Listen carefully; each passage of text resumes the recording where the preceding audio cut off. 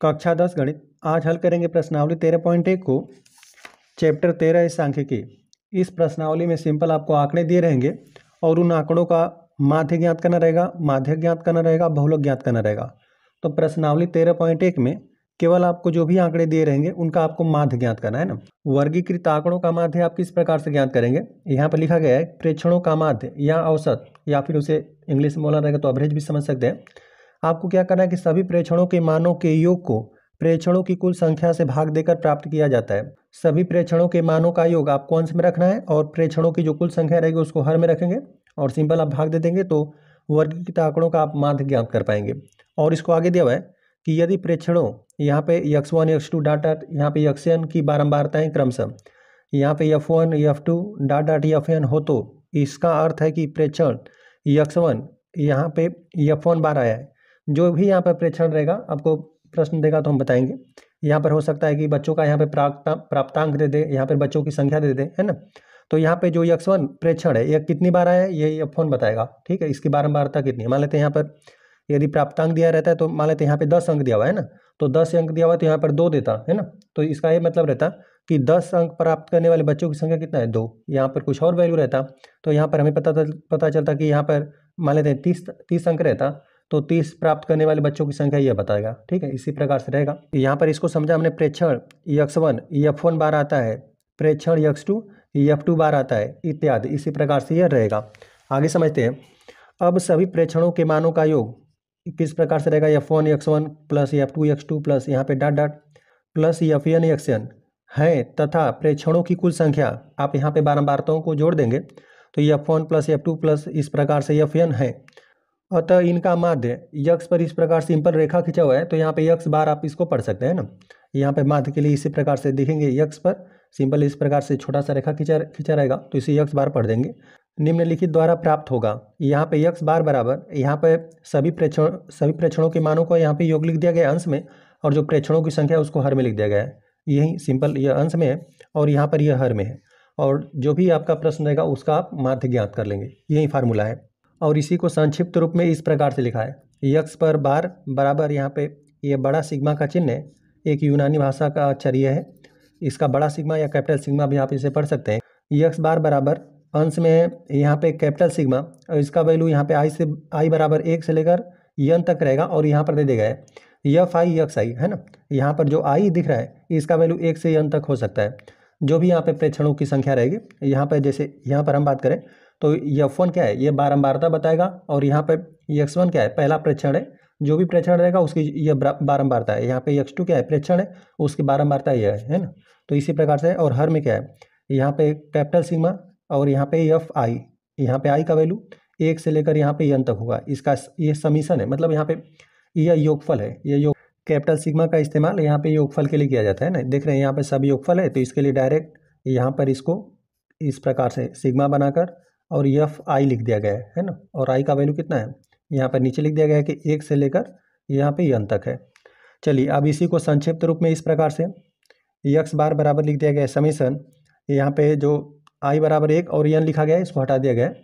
यहाँ पे capital sigma F I X I लिख दिया गया और हर में कैपिटल सिग्मा और एफ आई लिख दिया गया। यहाँ पर योगफल रहेगा और यहाँ पर इनका योगफल रहेगा। किसी आंकड़े का माध्य आप इसी प्रकार से इसी फार्मूले से ज्ञात करेंगे, इसको आप ध्यान में रखेंगे। जैसे देख लीजिए यहाँ पर आंकड़ा दे दिया गया है कि प्राप्तांक, यहाँ पर प्राप्तांक लिख दिया गया है, यहाँ पर विद्यार्थियों की संख्या लिख दिया गया है। तो जो यहाँ पर प्राप्तांक है यही आपके प्रेक्षण है और ये इनकी बारंबारताएं लिखी गई है ना। अब यहाँ पे जो प्राप्तांक 10 प्राप्त किया गया है ऐसे विद्यार्थियों की संख्या कितना है, 1 है। 20 प्राप्त करने वाले विद्यार्थियों की संख्या कितना है, 1 है। इसी प्रकार 36 अंक प्राप्त करने वाले विद्यार्थियों की संख्या कितना है, 3 है। 40 अंक प्राप्त करने वाले विद्यार्थियों की संख्या 4 है। तो यही इसका मतलब है, प्राप्तांक आपका यक्स आई हो जाएगा और जो विद्यार्थियों की संख्या है यह आपका एफ आई हो जाएगा, है ना। और यहाँ पर हम बताते हैं, यहाँ पे इस प्रकार से आपको सारणी बना लेना है और इसमें प्राप्तांक लिख देना है, यहाँ पे विद्यार्थियों की संख्या लिख देंगे। यहाँ पर यह एक्स आई का वैल्यू है, यह एफ आई का वैल्यू है। सिंपल आपको इन दोनों का गुणा कर देंगे तो एफ आई और एक्स आई आपको ज्ञात हो जाएगा।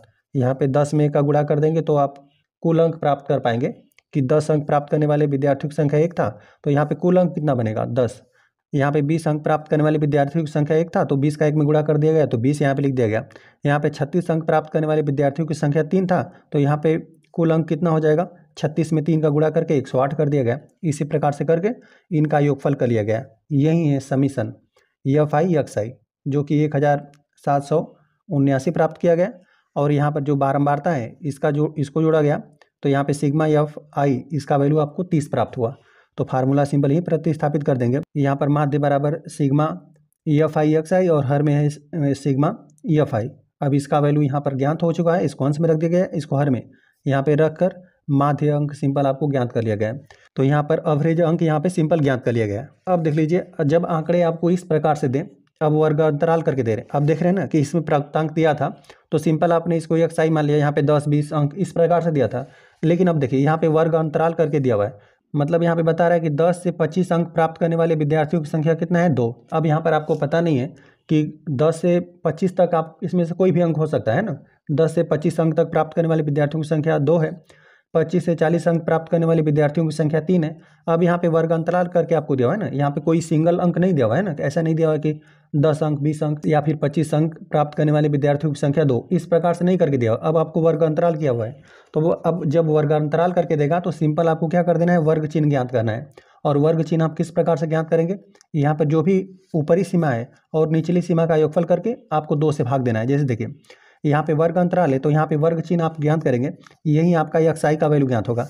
इसमें तो डायरेक्ट एक्स आई दिया हुआ है, लेकिन यहाँ पर जब वर्ग अंतराल देगा तो आपको एक्स आई का वैल्यू ज्ञात करना पड़ेगा। ठीक है, तो यहाँ पे ऊपरी सीमा की बात करेंगे तो यहाँ पर 25 है, निचली सीमा क्या है 10, इनको जोड़कर 2 से सिंपल आप भाग दीजिएगा। अब इस 2 की बात नहीं हो रहा है, यहाँ पे ये फार्मूले में है ना, कोई भी वर्ग अंतराल रहेगा, यहाँ पे 25 और 40 है वर्ग अंतराल, निचली वर्ग सीमा 25 है और ऊपरी वर्ग सीमा 40 है, तो इनको जोड़कर सिंपल आप 2 से भाग देंगे। इसी प्रकार से आप वर्ग चिन्ह ज्ञात कर लेंगे, है ना। जैसे यहाँ पर 10 से 25 के लिए वर्ग चिन्ह ज्ञात करने के लिए दिया हुआ है, 10 25 को जोड़कर 2 से भाग दिया हुआ है।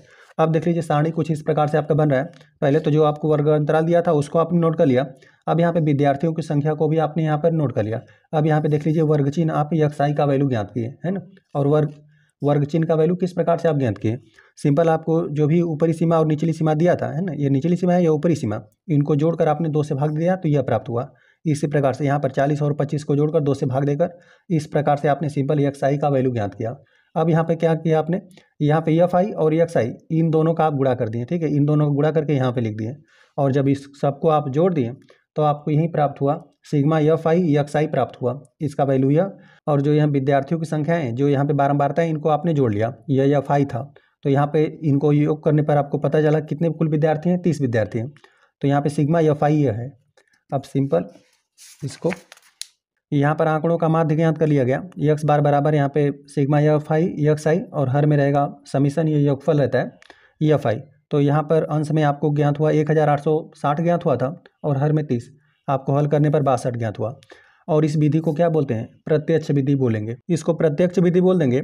अब जब आगे आप हल करेंगे ना, और जब आप देखेंगे कि वर्ग चिन्ह जो यहाँ पे एक्स आई का वैल्यू आपको प्राप्त हो रहा है, इनकी संख्या जब आपको बड़ी प्राप्त होने लगे तो यहाँ पर आप एक अन्य विधि की चर्चा अब हो रही है।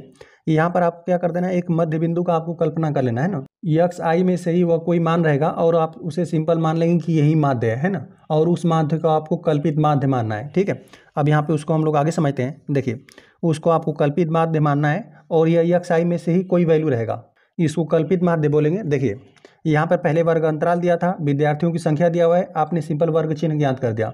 अब इसी में से आइडिया लगाइए कि हम मान लेते हैं कि कोई यहाँ पर माध्य है ना। अब यहाँ पे इन आंकड़ों में से माध्य हम मान लेते हैं 47.5 और यहाँ पे 62.5, इनमें से किन्हीं भी संख्याओं को हम ले सकते हैं। एक हम लोग अभी फिलहाल में कल्पना कर रहे हैं ना, यहाँ पर एक नई विधि का निर्माण होगा, तो यहाँ पर सिंपल हम इसी को मान लेते हैं। इसी मान को फिलहाल में मान लिया गया कि कल्पित माध्य है ना, 47.5 इसको मान लिया गया। यहाँ पर एक को कल्पित माध्य है, यहाँ पे इसका वैल्यू 47.5 मान लिया गया। अब इसके आगे सिंपल आप क्या करेंगे, विचलन ज्ञात करेंगे। विचलन क्या होगा, डी आई बराबर यहाँ पे एक्स आई ऋण ए, जो यहाँ पे डी आई का वैल्यू है, इसको आप किस प्रकार से ज्ञात करेंगे, एक्स आई के आप सभी मानों को रखिए और यहाँ पे कल्पित माध्य को रखिए और सिंपल आप घटा लेंगे तो यहाँ पे आप डी आई का वैल्यू ज्ञात कर पाएंगे।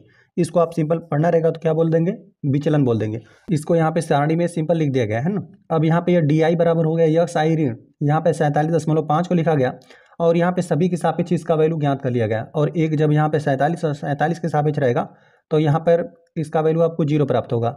यहाँ पे एक्स आई 17.5 प्रतिस्थापित करके इसको घटाया गया तो यहाँ पे ऋण 30 मिला।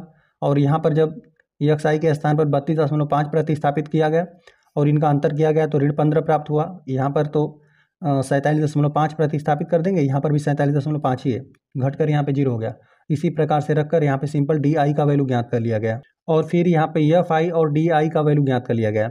यहाँ पर एफ आई बारंबारता को और यहाँ पे डी आई का सिंपल एक गुणनफल कर दिया गया है ना। यहाँ पे 30 और 2 का गुणा करके यहाँ पे ऋण 30 है तो यहाँ पे ऋण 60 हो जाएगा। सिंपल इनका गुणनफल करके यहाँ पे लिख दिया गया और इनका योगफल कर लिया गया। तो यहाँ पर आपको योगफल क्या प्राप्त हुआ, एफ आई डी आई का यहाँ पे योगफल आपको प्राप्त हो गया। और यहाँ पर विद्यार्थियों की संख्या जो एफ आई था इसका आपने सिंपल योगफल कर लिया। तो यहाँ पे विचलनों का माध्य आपको प्राप्त हुआ। यहाँ पर इसको हमने बताया था कि डी क्या है, विचलन है, तो यहाँ पे विचलनों का माध्य आपको डी बार बराबर प्राप्त हुआ summation F I D I और हर में क्या है समीशन एफ आई। अब इसको हल किया गया और यहाँ पे डी आई के स्थान पे इसके वैल्यू को प्रतिस्थापित कर दिया गया। डी है डी आई के स्थान पर बराबर डी आई विचलन है बराबर यक्स आई ऋण ए, यहाँ पर प्रतिस्थापित करके हल किया गया ना। तो हल करने के बाद आपको पक्षांतर हो जाएगा है ना। यहाँ पर यक्स आई में गुणा कर देंगे तो यही आपको माध्य ज्ञात होगा, यक्स बार इसका इसी का मान रहता है ना, समीशन एफ आई यक्स आई और यहाँ पे हर में समीशन है एफ आई, ठीक है, यही आपका यक्स बार हो जाएगा और पक्षांतर करके सिंपल आपको यह मान प्राप्त कर लिया गया। यहाँ पर समांतर माध्य यक्स बार बराबर A plus summation F I D I और हर में है समीशन एफ आई। जब आप कल्पित माध्य मानकर हल करेंगे तब यहाँ पे सिंपल ये फार्मूला बनेगा, ठीक है, तब आप यहाँ पे समांतर माध्य ज्ञात कर पाएंगे। चलिए आगे भी हम लोग समझते हैं। देखिए और जो ये विधि थी ना इसको कल्पित माध्य विधि कहते हैं। अब देखिए आंकड़ों को और जल्दी हल करने के लिए जो आपने विचलन ज्ञात किया था, अब देखिए यहाँ पर विचलन जो हमने ज्ञात किया था तो यहाँ पर देख रहे थे ना कि 30 था, 15 था, 0 था, यहाँ पे 15 था, 30 था, यहाँ पर 45 था। तो यहाँ पे सभी संख्याओं की बात करेंगे ना तो इसका एक गुणनखंड 15 हो जाएगा, ठीक है, इन सभी संख्याओं का एक गुणनखंड 15 हो जाएगा। तो इसको और आसानी से हल कर लिया जाएगा। इसमें सिंपल 15 से हम लोग भाग दे देंगे, यहाँ पे गुणज करके हल कर लिया जाएगा। इसको इस प्रकार से आप मान लेंगे यू आई। अब एक जो विचलन था, एक हमने जो डी माना था वो विचलन था, अब एक कोई और संख्या मान लेते हैं, यू आई आ गया। यू आई का वैल्यू यहाँ पर अंश में क्या है, विचलन है, यक्स आई ऋण ए और हर में यच है, जहाँ पर एक कल्पित माध्य है और यच क्या है, यहाँ पे वर्गमाप इसे बोलेंगे। जो यहाँ पे यच है वर्गमाप, जो यच एक ऐसी संख्या रहेगी ना, यहाँ पर जो भी विचलन रहेगा यहाँ पे सबको ये विभाजित कर देगा, तभी यहाँ पर यू आई बराबर यक्स आई ऋण ए और हर में यच को मान लिया गया। अब यहाँ पर डी आई के बाद यहाँ पे यू आई ज्ञात किया गया, जिसमें यहीं पर यक्स आई ऋण ए है और हर में यच है। यच एक ऐसी संख्या है जो यहाँ पे इन सभी संख्याओं की एक गुणज रहेगी, है ना, तभी यहाँ पर आप उसको विभाजित कर पाएंगे। पहले तो घटाने के लिए था, अब यहाँ पे फिर आप गुणज कर रहे हैं, ठीक है। यहाँ पर डी आपने किस प्रकार से ज्ञात किया था, इसी में से कोई आपने कल्पित माध्य मान लिया था और इसमें से यक्स आई ऋण ए कर यहाँ पे डी आई का वैल्यू ज्ञात किया, विचलन। अब यहाँ पे देख रहे थे कि किसी एक संख्या का सभी संख्याएं गुणज है, तो यहाँ पे यू आई आपने ज्ञात कर दिया, यक्स आई ऋण ए और हर में है यच। यहाँ पे यक्स आई ऋण ए है क्या, यही विचलन है जो डी का वैल्यू है। तो एक बार जब 30 प्रतिस्थापित कर देंगे और यहाँ पे विचलन को यहाँ पर 15 मान लिया गया, एच का वैल्यू 15 ले लिया गया, तो यहाँ पे 15 दूना 30 ऋण 2 हो गया। अब देख रहे हैं ना संख्याएं काफ़ी छोटी हो गई, हल करने में भी काफ़ी आसानी रहेगा। तब यहाँ पर आगे यहाँ पर यफ और यहाँ पे एफ आई यू आई ज्ञात किया गया। अब इनका गुणनफल करना काफ़ी आसान है ना, गुणा कर लिया गया और इनका सिंपल योग कर दिया गया और एफ आई का भी यहाँ पे योगफल कर दिया गया। आगे देखते हैं, यहाँ पर माध्य ज्ञात करेंगे तो यू का माध्य मिलेगा बराबर यहाँ पे समीशन एफ आई यू आई हर में है समीशन एफ आई। अब यहाँ पे यू आई का वैल्यू प्रतिस्थापित कर दिया गया, यू आई का वैल्यू यह है, यू आई का यही वैल्यू था, यक्स आई ऋण ए और हर में यच था। इसको हल करने पर आपको यक्स आई, इसी में यक्स आई का वैल्यू आपको सिंपल प्राप्त हो जाएगा। जब इसको आप हल करते रहेंगे ना तो इस ऑटोमेटिक इसमें आपको प्राप्त हो जाएगा। इसी का वैल्यू यक्स पर बार होता है ना, ये समांतर माध्य, ठीक है। तो यहाँ पे यक्स बार बराबर आपको मिला ए प्लस यच कोष्टक में समीशन एफ आई यू आई और हर में क्या है समीशन एफ आई। और इस फार्मूले का तब इस्तेमाल करेंगे जब भी आपको आंकड़ा दिया रहेगा और वर्ग अंतराल करके दिया रहेगा, तो पहले आप उसका वर्गमाप आप ज्ञात करेंगे, यक्स आई का वैल्यू ज्ञात करेंगे और उसी में से एक आप कल्पित माध्य मान लेंगे ए, फिर उसमें आप डी का वैल्यू ज्ञात करेंगे और फिर डी में देखेंगे किसी संख्या का गुणज रहेगा, फिर यहाँ पे आप उसको यू आई मानेंगे, तब इस फार्मूले का आप इस्तेमाल करेंगे। जब इस विधि से आप समांतर माध्य ज्ञात करेंगे तो इसको बोलेंगे पग विचलन विधि, ठीक है, पग विचलन विधि इसको बोलेंगे। यहाँ पर ध्यान देने योग्य बातें लिखी गई हैं, उनको हम लोग पढ़ लेते हैं। यहाँ पर पग विचलन विधि तभी सुविधाजनक होगी जबकि सभी डी आई में कोई सार्वक गुणनखंड है। हमने बताया कि कोई संख्या यहाँ पे गुणनखंड में के रूप में होनी चाहिए। यहाँ पर 15 था, यहाँ पर यच के स्थान पर सिंपल 15 मान लिया गया, जो कि यच क्या था, वर्ग माप था। तीनों विधियों से प्राप्त माध्य एक ही है। यहाँ पर पग विचलन विधि से आप माध्य ज्ञात करें, या कल्पित माध्य विधि से, या प्रत्यक्ष विधि से। यहाँ पे इन तीनों विधियों से यदि आप माध्य ज्ञात करेंगे तो तीनों प्रकार से आपको सेम ही माध्य प्राप्त होगा।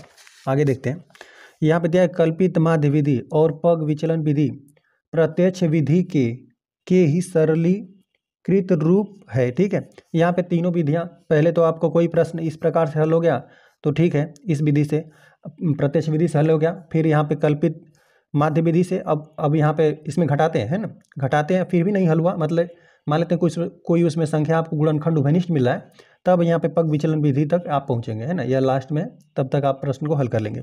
अगला पॉइंट दिया हुआ है, सूत्र यक्स बार बराबर ए प्लस यच यू पर बार है, मतलब यहाँ पे योगफल है, तो यहाँ पे ये पग विचलन विधि होता है, यही का तब भी प्रयोग किया जा सकता है जबकि ए और यच ऊपर दी हुई संख्याओं की भांति न हो, बल्कि वे शून्य के अतिरिक्त ऐसी वास्तविक संख्याएं हो, ताकि यू आई बराबर यक्स आई ऋण ए और हर में कितना है, यच है। अब यहाँ पे जो ए और एच का वैल्यू है, यहाँ पर कोई वास्तविक संख्या इसका मान होना चाहिए, है ना, और यहाँ पे इनका शून्य न मान रहे। ठीक है, ऐसा नहीं रहेगा कि एच का वैल्यू आप शून्य मान लेंगे और ए का वैल्यू आप शून्य मान लेंगे। शून्य मानेंगे तो कोई प्रभाव ही नहीं पड़ेगा, है ना, घटाने का कोई मतलब नहीं बनेगा। और हर में यदि आप एच मान लेंगे तो ये मान लेते हैं 0 से यदि आप भाग देने लगे तो इन फ़ारेनहाइट आने लगेगा, अपरिभाषित हो जाएगा, तो यहाँ पे इनका कोई मतलब नहीं है। ठीक है, यही सब मुख्य पॉइंट था। और यहाँ पर उदाहरण 2 दे दिया गया है, इसके लिए यहाँ पर सारणी बना है, यहाँ पर भी माध्य ज्ञात करना है ना। और यहाँ पर तीनों जो विधियाँ हमने पढ़ा है माध्य ज्ञात करने के लिए, इनमें यहाँ पे सबका इस्तेमाल होगा। यहाँ पे प्रतिशत बंटन की एक सारणी दिया हुआ है, यहाँ पे महिला शिक्षकों की प्रतिशतता दिया हुआ है, और राज्य और संघीय क्षेत्रों में इनकी संख्या दिया हुआ है। ठीक है, अब यहाँ पे यक्स आई का वैल्यू ज्ञात कर लिया गया है, सिंपल यहाँ पे देख रहे हैं वर्ग अंतराल करके दिया हुआ है, तो यहाँ पे इन दोनों को जो ऊपरी सीमा है, ऊपरी सीमा या निचली सीमा है, इनको जोड़कर 2 से भाग दे दिया गया, और सिंपल यहाँ पे यक्स आई का वैल्यू ज्ञात कर लिया, और यहाँ पर सबको जोड़ देंगे तो जो यहाँ पे एफ आई का वैल्यू आपको ज्ञात हो जाएगा। अब देख लीजिए, यहाँ पे जो सारणी बना है, महिला शिक्षकों का प्रतिशत यहाँ पर लिखा गया, फिर इसमें लिखा गया राज्यों संघीय क्षेत्रों में संघीय क्षेत्रों की संख्या, इसको एफ आई मान लिया गया। अब यहाँ पे ऊपरी सीमा निचली सीमा को जोड़कर 2 से भाग देकर एक्स आई का वैल्यू ज्ञात कर लिया गया। अब यहाँ पे डी आई का वैल्यू ज्ञात करें, तो यहाँ पर कल्पित माध्य 50 को मान लिया गया है, तो यहाँ पे सब में से घटा देंगे, एक्स आई ऋण 50 कर देंगे, 20 ऋण 50 कर दिया गया है, फिर यहाँ पे 30 ऋण 50 कर दिया गया। इसी प्रकार से डी आई का वैल्यू ज्ञात कर लिया गया है, जो यहाँ पे विचलन है, और फिर यहाँ पे यू आई का वैल्यू ज्ञात कर लिया गया है। इसमें देख रहे हैं कि सभी संख्याएं 10 की गुणज है ना, मतलब यहाँ पे 10 एक गुणनखंड सभी संख्याओं में हो जाएगा, तो यहाँ पे 10 से भाग देकर यहाँ पे यू आई का वैल्यू ज्ञात कर लिया गया। अब यहाँ पे एफ आई और एक्स आई इसको ज्ञात कर लिया गया, इसका यहाँ पे गुणनफल कर दिया गया है ना, यहाँ पे इनका गुणनफल करके यह लिख दिया गया, और यहाँ पे इसका गुणनफल करके यहाँ पे लिख दिया गया। और जब यहाँ पे डी आई के साथ गुणा किया गया तो एफ आई डी आई हो गया। एफ आई एक्स आई का यहाँ पे योगफल ज्ञात कर लिया गया, एफ आई डी आई का भी योगफल ज्ञात कर लिया गया है ना। यहाँ पे एफ आई का इसमें गुणा करके यहाँ पर लिख दिया गया, इसका इसमें गुणा करके यहाँ पे लिख दिया गया, और इसका यहाँ पे यू आई के साथ गुणा करके एफ आई का यू आई के साथ गुणा करके यहाँ पे लिख दिया गया, और साथ साथ सबका यहाँ पे योगफल ज्ञात कर लिया गया। और जब यहाँ पे इसके साथ आप हल करेंगे, इसके साथ हल करेंगे तो यही होता है प्रत्यक्ष विधि, है ना, जो होता है एक्स बार बराबर योगफल एफ आई एक्स आई और हर में है समीशन एफ आई, तो यहाँ पे यह प्रत्यक्ष विधि बना। और जब यहाँ पे डी आई तक आप पहुँचेंगे, है ना, जो भी आंकड़े दिए रहेंगे, यदि हम लोग उसमें केवल वर्ग चिन्ह ज्ञात करेंगे और इनका गुणनफल करके हल कर लेंगे, तब यहाँ पर हमें प्रत्यक्ष विधि से सिंपल माध्यम में ज्ञात हो जाएगा। ठीक है, प्रत्यक्ष विधि से।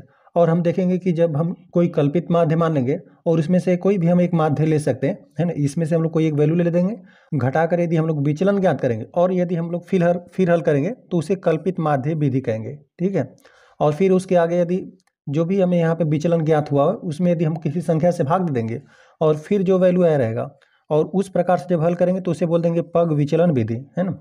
यही सिंपल 3 विधियाँ। अब जो भी प्रश्न आएगा उसको हम लोग सिंपल हल कर लेंगे, और इनके लिए फार्मूला हमने पहले ही बता दिया। प्रश्नावली 13.1, प्रश्नावली में पहला प्रश्न दे दिया गया है, विद्यार्थियों के एक समूह द्वारा अपने पर्यावरण संचेतना अभियान के अंतर्गत एक सर्वेक्षण किया गया, जिसमें उन्होंने एक मोहल्ले के 20 घरों में लगे हुए पौधों से संबंधित निम्नलिखित आंकड़े एकत्रित किए।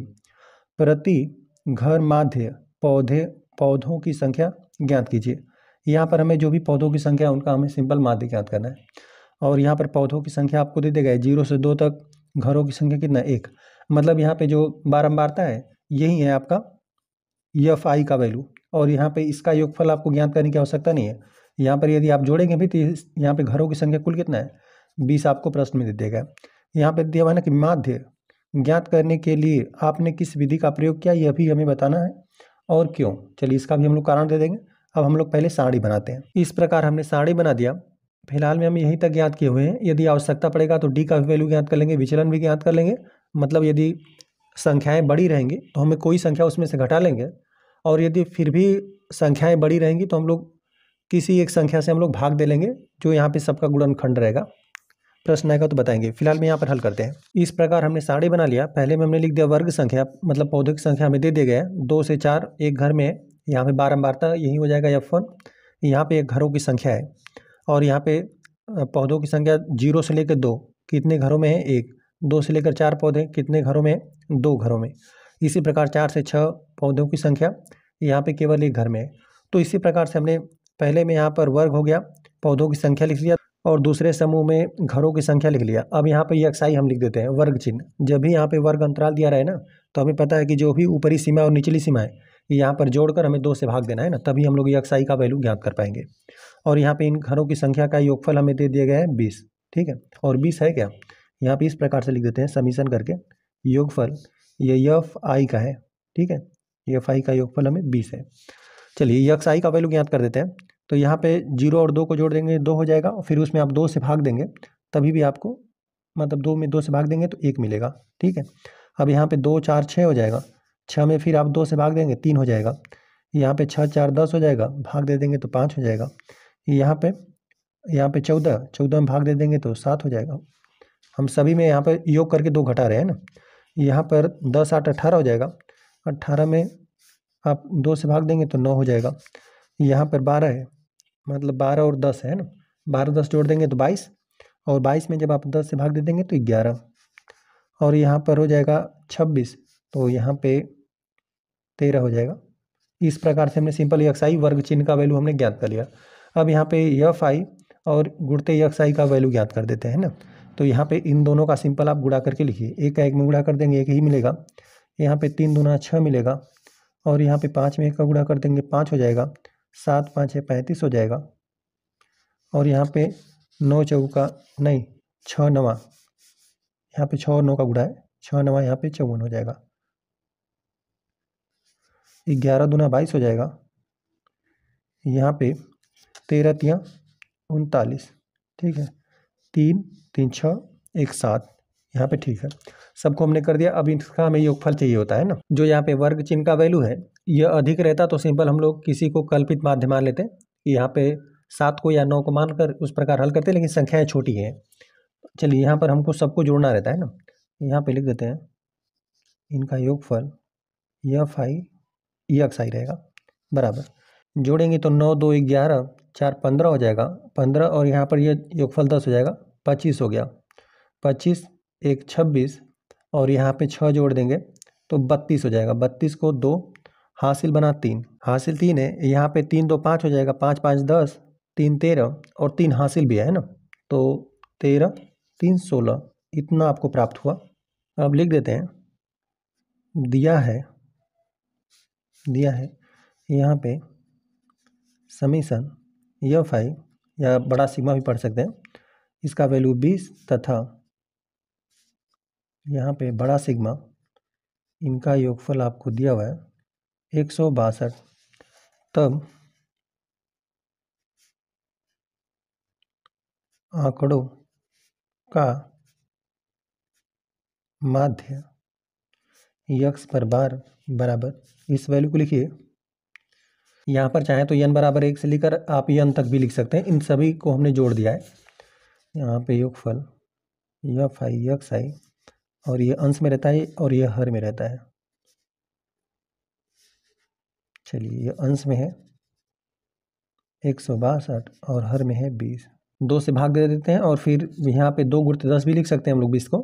फिलहाल में हम 2 से भाग दे देते हैं और एक के बाद दशमलव बिंदु लगा देंगे, तो 2 8 है 16 हो जाएगा, 2 1 कम 2। ठीक है, इसमें भाग दिया हमने केवल 2 से, अभी 10 से भाग देना बाकी है।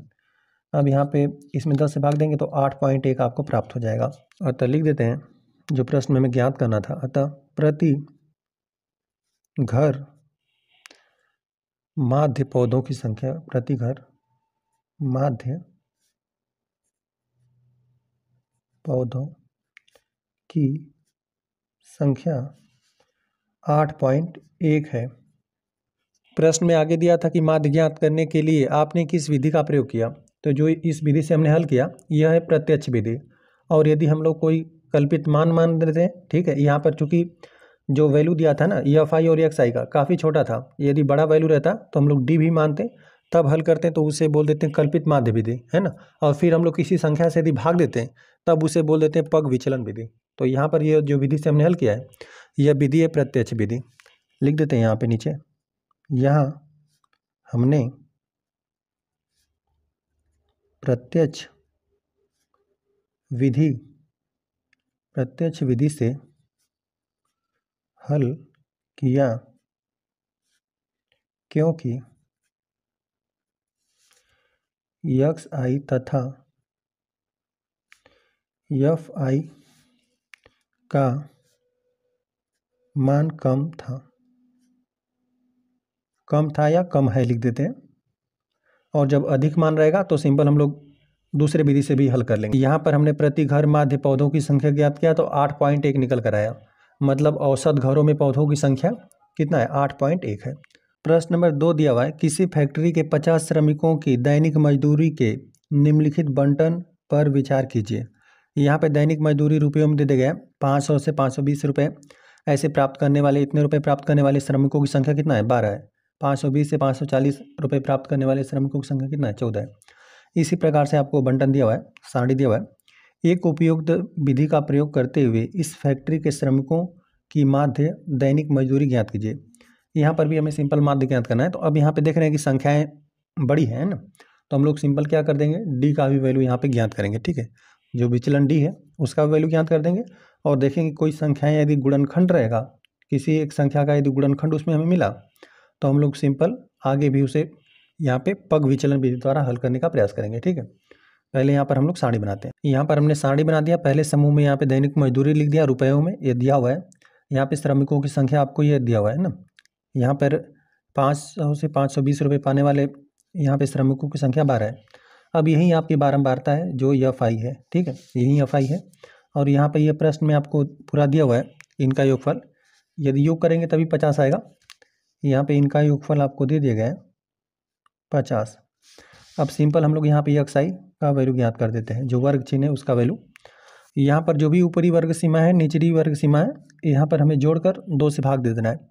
500 और यहाँ पर 520 में यदि आप योग करके भाग देंगे ना तो 510 आपको प्राप्त होगा, ठीक है। जोड़ेंगे तो 1020 मिलेगा। 1020 में फिर आप 2 से भाग देंगे तो 510 मिलेगा। और यहाँ पर हम जोड़ेंगे तो 60 आपको प्राप्त होगा, 1000। आप इस प्रकार से भी समझ सकते हैं कि इन दोनों का आधा तो 500 आपको मिलेगा ही, ठीक है। और यहाँ से आधा कर दीजिए 20 का, और यहाँ पे 30 का, 20 यहाँ पे हो जाएगा 10 और यहाँ पर यह हो जाएगा 20, ठीक है। तो 500 यहाँ पे लिखते हैं, 500 आपको 30 मिलेगा, 10 यहाँ से और 20 यहाँ से, ठीक है, 30 मिला। यहाँ पर ऊपरी वर्ग सीमा निचली वर्ग सीमा को जोड़कर 2 से भाग देंगे ना तो यहाँ पर जोड़ने पर आपको 1100 मिल रहा है, 550 मिलेगा। यहाँ पर तो 500 मिलेगा ही, इनका भी आधा कर देते हैं। यहाँ पर यह आधा होगा 30 होगा, 60 का आधा 30 और यहाँ पर यह है 40, इसका आधा 80 का। तो यहाँ पे 4 3 7 70 होगा। यहाँ पर उसी प्रकार 90 ही आना चाहिए जिस प्रकार से ये दे रहा है। यहाँ पर यदि 580 का आप आधा करेंगे ना तो यहाँ पे 2 दूना 4, 2 9 18, 290 मिलेगा और इसका आधा आपको 300 मिलेगा, ठीक है। इनको आपको जोड़ देना है, तो यहाँ पे जोड़ देंगे तो यहाँ पे तो 0 ही मिलेगा, ठीक है। और दूसरे स्थान पर आपको 9 मिलेगा, 590 ही मिला। अब यहाँ पे देख लेते हैं कि यह वैल्यू काफ़ी अधिक है ना, इसमें से किसी एक को कल्पित माध्य मान लीजिए, है ना। किसी को मान लेते हैं, तो चलिए इसी को हमने मान लिया A मान लेंगे। तो यहाँ पर हम लोग सिंपल DI का वैल्यू ज्ञात कर देते हैं। तो यहाँ पर यह होता है XI और ऋण A रहता है। यहाँ पे लिख देते हैं DI बराबर XI ऋण A के स्थान पर हमने मान लिया 510, इसको हम लोग नीचे लिख भी देंगे, है ना। नहीं 550 हमने माना हुआ है। अब यहाँ पर पहले मान के लिए XI के स्थान पर यदि आप 510 प्रतिस्थापित करेंगे तब आपको DI का वैल्यू क्या प्राप्त होगा, ऋणात्मक ही प्राप्त होगा, क्योंकि ऋणात्मक वाली राशि का मान अधिक रहेगा। यहाँ पर आपको लिख कर एक बार दिखा देते हैं। यहाँ पे आपको 510 रखना है और ऋण यहाँ पे 550 है। ऋणात्मक वाली राशि का मान अधिक है, आपको ऋण 40 ही मिलेगा। ठीक है, तो यहाँ पर आपको मिला ऋण 40, और यहाँ पे जब 530 प्रतिस्थापित कर देंगे तो यहाँ पे 20 का अंतर है, आपको ऋण 20 मिलेगा। और यहाँ पर सेम यही 550 में से 550 घटा देंगे तो 0 मिलेगा, और यहाँ पर 20 आपको मिलेगा अधिक, और यहाँ पर भी आपको यहाँ पे 40 मिलेगा। यहाँ पर प्रतिस्थापित कर देंगे ना, 90 रहेगा, 90 में से 50 घटा देंगे तो आपको 40 मिलेगा। अब यहाँ पे देख रहे हैं कि सभी संख्याओं में एक गुणनखंड 10 उभयनिष्ठ हो सकता है, तो यहाँ पर हम लोग यू आई का भी वैल्यू ज्ञात कर लेते हैं। यू आई बराबर हो जाएगा, यही रहेगा यक्स आई ऋण ए बटा एच रहता है, और यहाँ पे एच के स्थान पर हम लोग सिंपल 10 मान लेंगे, है ना। यहाँ पे लिख देते हैं नीचे हम, यहाँ पे माना कल्पित माध्य ए बराबर, हमने यहाँ पे 550 माना है, तथा और जो डी है इसे विचलन बोलते हैं, तथा विचलन डी बराबर ये हो जाएगा एक्स आई ऋण ए, और यहाँ पे वर्ग माप जो एच से आप दिखा रहे हैं, यहाँ पे 10 लिख देते हैं है। चलिए यहाँ पे 10 मानते हैं, तो यहाँ पर सिंपल यही वैल्यू है एक्स आई ऋण ए, यही है। इसमें सिंपल आप यदि 10 से भाग देंगे तो ऋण 4 हो जाएगा, यहाँ पर 10 से भाग देंगे तो ऋण 2 हो जाएगा, यहाँ पर तो 0 ही रहेगा, यहाँ पर 2 हो जाएगा, यहाँ पे 10 से भाग देंगे 4 हो जाएगा, मान काफ़ी छोटा हो गया। अब यहाँ पे इनका हमें गुणनफल ज्ञात करना पड़ेगा। यहाँ पे हमें यू आई और इंटू एफ आई का वैल्यू हमें ज्ञात करना पड़ेगा। ठीक, यहाँ पे गुणा कर देते हैं, 12 चौक 48 हो जाएगा, तो ऋण 48 मिला, 14 दूना 28, ऋण यहाँ पे 28 मिला आपको। यहाँ पर गुणा कर देंगे तो 0 मिलेगा, और 6 है और इसमें गुणा कर देना है, 6 दूना ये 12 हो गया। यहाँ पे 10 में 4 का गुणा कर देंगे तो 40 हो जाएगा। यहाँ पर इनका योगफल ज्ञात कर लेते हैं, तो ऋणात्मक वैल्यू का मान हो जाएगा ऋणात्मक 8 दूना 16 का 6 हाथ से 1 लगा, और यहाँ पे जोड़ देंगे तो यहाँ पे 76 मिल रहा है, और धनात्मक वैल्यू की बात करें तो प्लस यहाँ पे 52 है। ठीक है, विपरीत चिन्ह घटा देते हैं, ऋणात्मक और इसका मान अधिक है, ऋणात्मक की संख्या बचेगा, 6 में से 2 घटा देंगे तो 4 बचेगा, और यहाँ पर 7 में से 5 घटा देंगे तो सिंपल 2 बचेगा, वो भी ऋणात्मक का। यहाँ पे लिख देते हैं, इनका योगफल आपको प्राप्त हो रहा है यू आई एफ आई बराबर आपको ऋण 24 प्राप्त हुआ। और यहाँ पे लिख देते हैं, हमने u का वैल्यू ज्ञात किया है ना, तो यह पग विचलन विधि द्वारा हल है। यहाँ पे लिख देते हैं, लिखते हैं पग विचलन विधि द्वारा हल रहेगा। यहाँ पर हम लिख दिया, साड़ी बनाया, यहाँ पे सब कुछ हमने नोट कर दिया। अब यहाँ पे सिंपल हम लोग फार्मूला लगा देते हैं। आंकड़ों का माध्य एक्स बार बराबर, इसको हल करके आपको दिया था, है ना, आप बुक में देख लीजिएगा। यहाँ पे जब यू आई यह वाला फार्मूला इस्तेमाल करेंगे तो इसे पग विचलन विधि बोलते हैं, और यही फार्मूला है। यहाँ पे ए प्लस यहाँ पे एच, और यहाँ पे कोष्टक में योगफल एफ आई यू आई, और हर में है योगफल एफ आई कोष्टक बंद। यहाँ पे ए, यही है आपका कल्पित माध्य ए का वैल्यू, जिसको हमने 550 माना था, प्लस एच का वैल्यू, यहाँ पे एच का वैल्यू हमने 10 माना हुआ है, 10 हो गया गुणते, इसका summation F I U I का वैल्यू ऋण 24 है, ऋण 24 हो गया, और हर में समीशन इसका एफ आई का यहाँ पे 50 है, 50 हमने प्रतिस्थापित कर दिया। अंश और हर यहाँ पे 10 विभाजित थे, एक जीरो यहाँ पे समाप्त हो रहा है। चलिए एक्स बार बराबर यहाँ पे 550, और यहाँ पे तो संख्या आपको ऋणात्मक ही प्राप्त होगा, ऋण यहाँ पे लिख देते हैं 24, और बटा यहाँ पे 5 है। यहाँ पर 550 ऋण 5 से भाग दे देते हैं, 5 से भाग देंगे तो 5 चौका 20 हो जाएगा, फिर 5 चौका 20 घटा देंगे 4 बचेगा, ऋण यहाँ पे 40 हो जाएगा, 5 और 8 है 40, इतना आपको मिलेगा। यहाँ पे एक्स बार बराबर यहाँ पर इसको इस प्रकार से लिख देते हैं, दशमलव यहाँ पे 0 करके लिख देते हैं क्योंकि यहाँ पर आपको घटाना है। तो चलिए हम लोग घटा लेते हैं। यहाँ पे 1 हासिल देगा तो 10 हो जाएगा। 10 में से जब 8 घटा देंगे तो सिंपल आपको 2 प्राप्त होगा।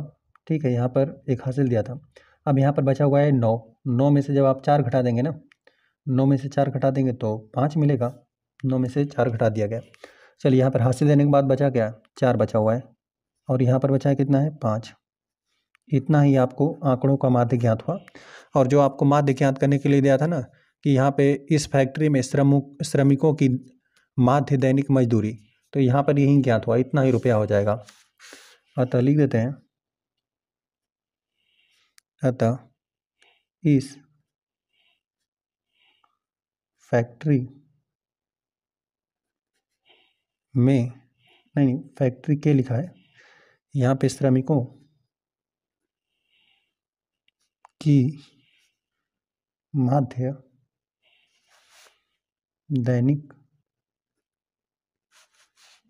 मजदूरी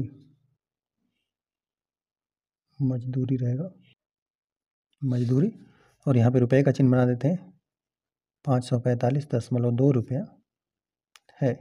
आंकड़ों का माध्य हमने ज्ञात किया तो यही ज्ञात हुआ 545.2 रुपया। प्रश्न नंबर 3 दे गए, निम्नलिखित बंटन एक मोहल्ले के बच्चों के दैनिक जेब खर्च दर्शाता है। माध्य जेब खर्च 18 रुपया है। लुप्त बारंबारता एफ ज्ञात कीजिए। यही हमें ज्ञात कर देना है। दैनिक जेब भत्ता आपको दे देगा रुपयों में। यहाँ पे 11 से 13 रुपया मिल रहा है और बच्चों की संख्या कितने हैं, ऐसे 7 बच्चे हैं।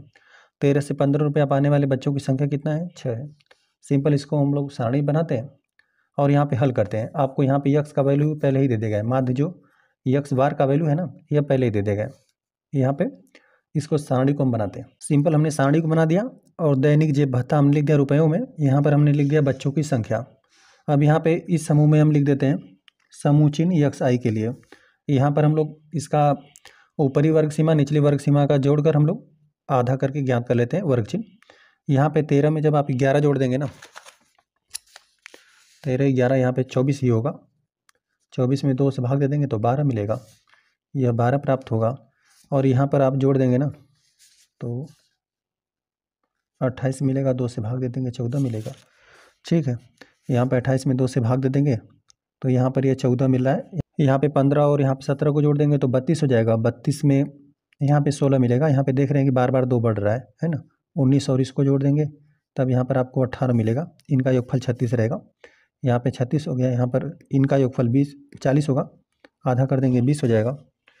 फिर यहाँ पर आपको 22 मिलेगा और इसी प्रकार से यहाँ पर आपको 26 मिलेगा। इनका यहाँ पे 24 ही मिलेगा। ठीक है, इनका योग करके 2 से भाग देंगे 24 मिलेगा। चलिए यक्स आई का वैल्यू हमने ज्ञात कर दिया। अब चलिए सिंपल हम लोग डी का भी वैल्यू ज्ञात कर देते हैं। किसी को हम लोग कल्पित माध्य मान लेते हैं। चलिए इसी को हम मान लेंगे, 18 को ही मान लेंगे। ठीक है, चाहे तो 20 को भी मान सकते हैं। यहाँ पर एक वैल्यू को सिंपल आप कल्पित माध्य मान लेंगे और कल्पित माध्य जो आप मान रहे हैं इनमें से आप किसी वैल्यू को भी मान सकते हैं ना। ऐसा नहीं है कि यहाँ पर ठीक बीच वाला ही आपको वैल्यू लेना है, कोई भी आप ले सकते हैं। यहाँ पर डी आई का वैल्यू ज्ञात कर देते हैं। तो यहाँ पर यह हो जाएगा यक्स आई और ऋण ए हो जाएगा। ए का वैल्यू 18 है ना, तो यहाँ पे बस 18 में से घटाते रहिए। यदि अलग से लिखना है तो हम यहाँ पे लिख भी देते हैं। यहाँ पर यक्स आई का वैल्यू तो यही है, पहले के लिए 12 है, इसमें से आपको क्या कर देना है 18 घटाना है, तब यहीं आपका डी आई का वैल्यू ज्ञात होगा। जो कि यहाँ पर पहले के लिए आपको ऋण यहाँ पे 6 ज्ञात हो रहा है ना, ऋण 6। यहाँ पर फिर यहाँ पे यक्स आई का वैल्यू 14 है। यहाँ पे ए का वैल्यू हमने 18 माना हुआ है, तो यहाँ पर घटा देंगे तो ऋण 4 मिलेगा। इसी प्रकार से देख रहे हैं कि 2 2 घटते जा रहा है ना, 2 कम हो रहा है। तो यहाँ पर बात करेंगे 16 में से यहाँ पर 18 घटा देंगे तो आपको ऋण 2 मिलेगा।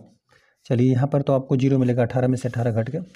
और यहाँ पर आप 20 रखेंगे, इसमें से 18 घटा देंगे तो यहाँ पर आपको 2 मिलेगा, यहाँ पर 4 मिलेगा और यहाँ पर आपको 6 मिलेगा। ठीक है, सिंपल इसी प्रकार से हमने वैल्यू ज्ञात कर लिया। अब यहाँ पे चाहे तो आप 2 से भाग भी दे सकते हैं। इन सभी मानों में देख रहे हैं 2 से भाग जा रहा है, तब आप सिंपल यू आई का वैल्यू ज्ञात कर पाएंगे। तो उसका रहने देते हैं, यहाँ पे मान काफ़ी छोटा ही है ना। तो यहाँ पर यह आपका एफ आई है। ठीक है, यही है बारंबारता। चलिए तो इनका हम लोग सिंपल गुणनफल कर लेते हैं। एफ आई और डी आई का वैल्यू हम लोग ज्ञात कर लेते हैं। लिख देते हैं F I into D I. F I और डी आई का यहाँ पे गुणनफल हो जाएगा 6 7 42, तो ऋण यहाँ पे 42। ठीक है, यहाँ पे 6 चौका 24, तो ऋण 24। यहाँ पे 9 दूना 18, ऋण 18, यहाँ पर तो 0 ही प्राप्त होगा। यहाँ पे 2f हो जाएगा, f का गुणा कर देंगे, और यहाँ पे 5 चौका 20 हो गया, 6 चौका 24 हो गया। चलिए इसका योगफल ज्ञात कर लीजिए। समीशन FI/DI बराबर, यहाँ पर जोड़ेंगे ना तो यहाँ पे +24 और -24, यहाँ पर प्लस और माइनस ये घटकर 0 हो जाएगा। अब यहाँ पर हम लोग इसको जोड़ देते हैं, तो यहाँ पे जो ऋणात्मक 2 वैल्यू बचाएगा, 8 2 10 को 0 हो जाएगा। यहाँ पर 60 आपको प्राप्त हो जाएगा, ऋण 60 हो गया। और हमने बताया कि ऋण 24 धन 24 घट के 0 हो जाएगा, 0 को हटा देते हैं। अब यहाँ पे +20 है और यह +20 है, और अभी एफ को भी जोड़ना है ना, तो इनकी हम लोग बात करें तो एफ और ऋण आपको यहाँ से ऋणात्मक वैल्यू प्राप्त होगा, ऋण 40 प्राप्त होगा। एफ धनात्मक नहीं 2f है वो भी, ठीक है 2f, और यहाँ पे ऋण 40, यही आपको योगफल प्राप्त हो रहा है। लिख देते हैं 2f और ऋण 40, इसका योगफल आपको यह प्राप्त हुआ। साथ साथ इसका भी हम लोग योगफल ज्ञात कर लेते हैं। समीशन FI बराबर, अब इसका भी हम लोग योगफल कर लेते हैं। देखिए यहाँ पर ना 13 और जब आप 7 को जोड़ देंगे तो आपको सिंपल 20 प्राप्त हो जाएगा।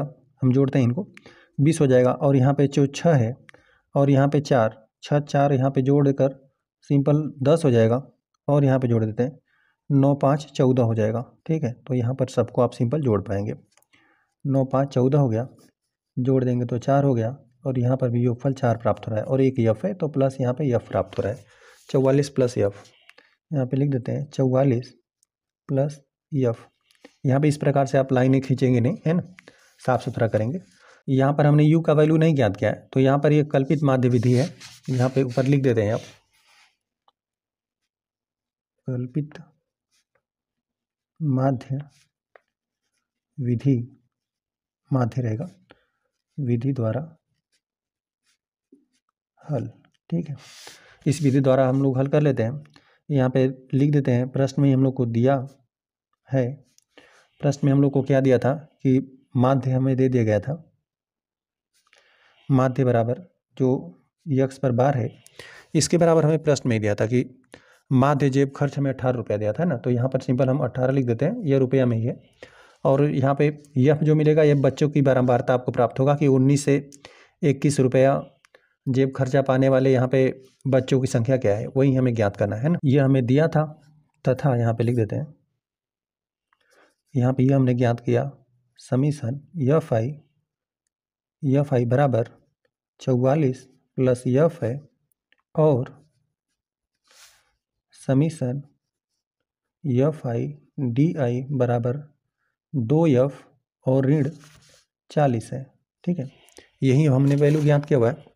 और जब यहाँ पे कल्पित माध्य विधि द्वारा आप हल करेंगे ना, तो सिंपल यह वाला फार्मूला का इस्तेमाल करेंगे।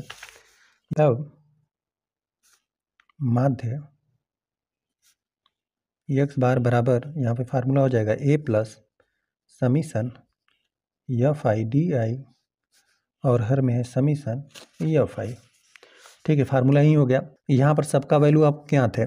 यहाँ पे x बार इसका वैल्यू 18 ज्ञात है, बराबर a, जो हमने 18 माना था, यहाँ पर हमें लिख देना चाहिए कहीं पे, यहाँ पे लिख देते हैं माना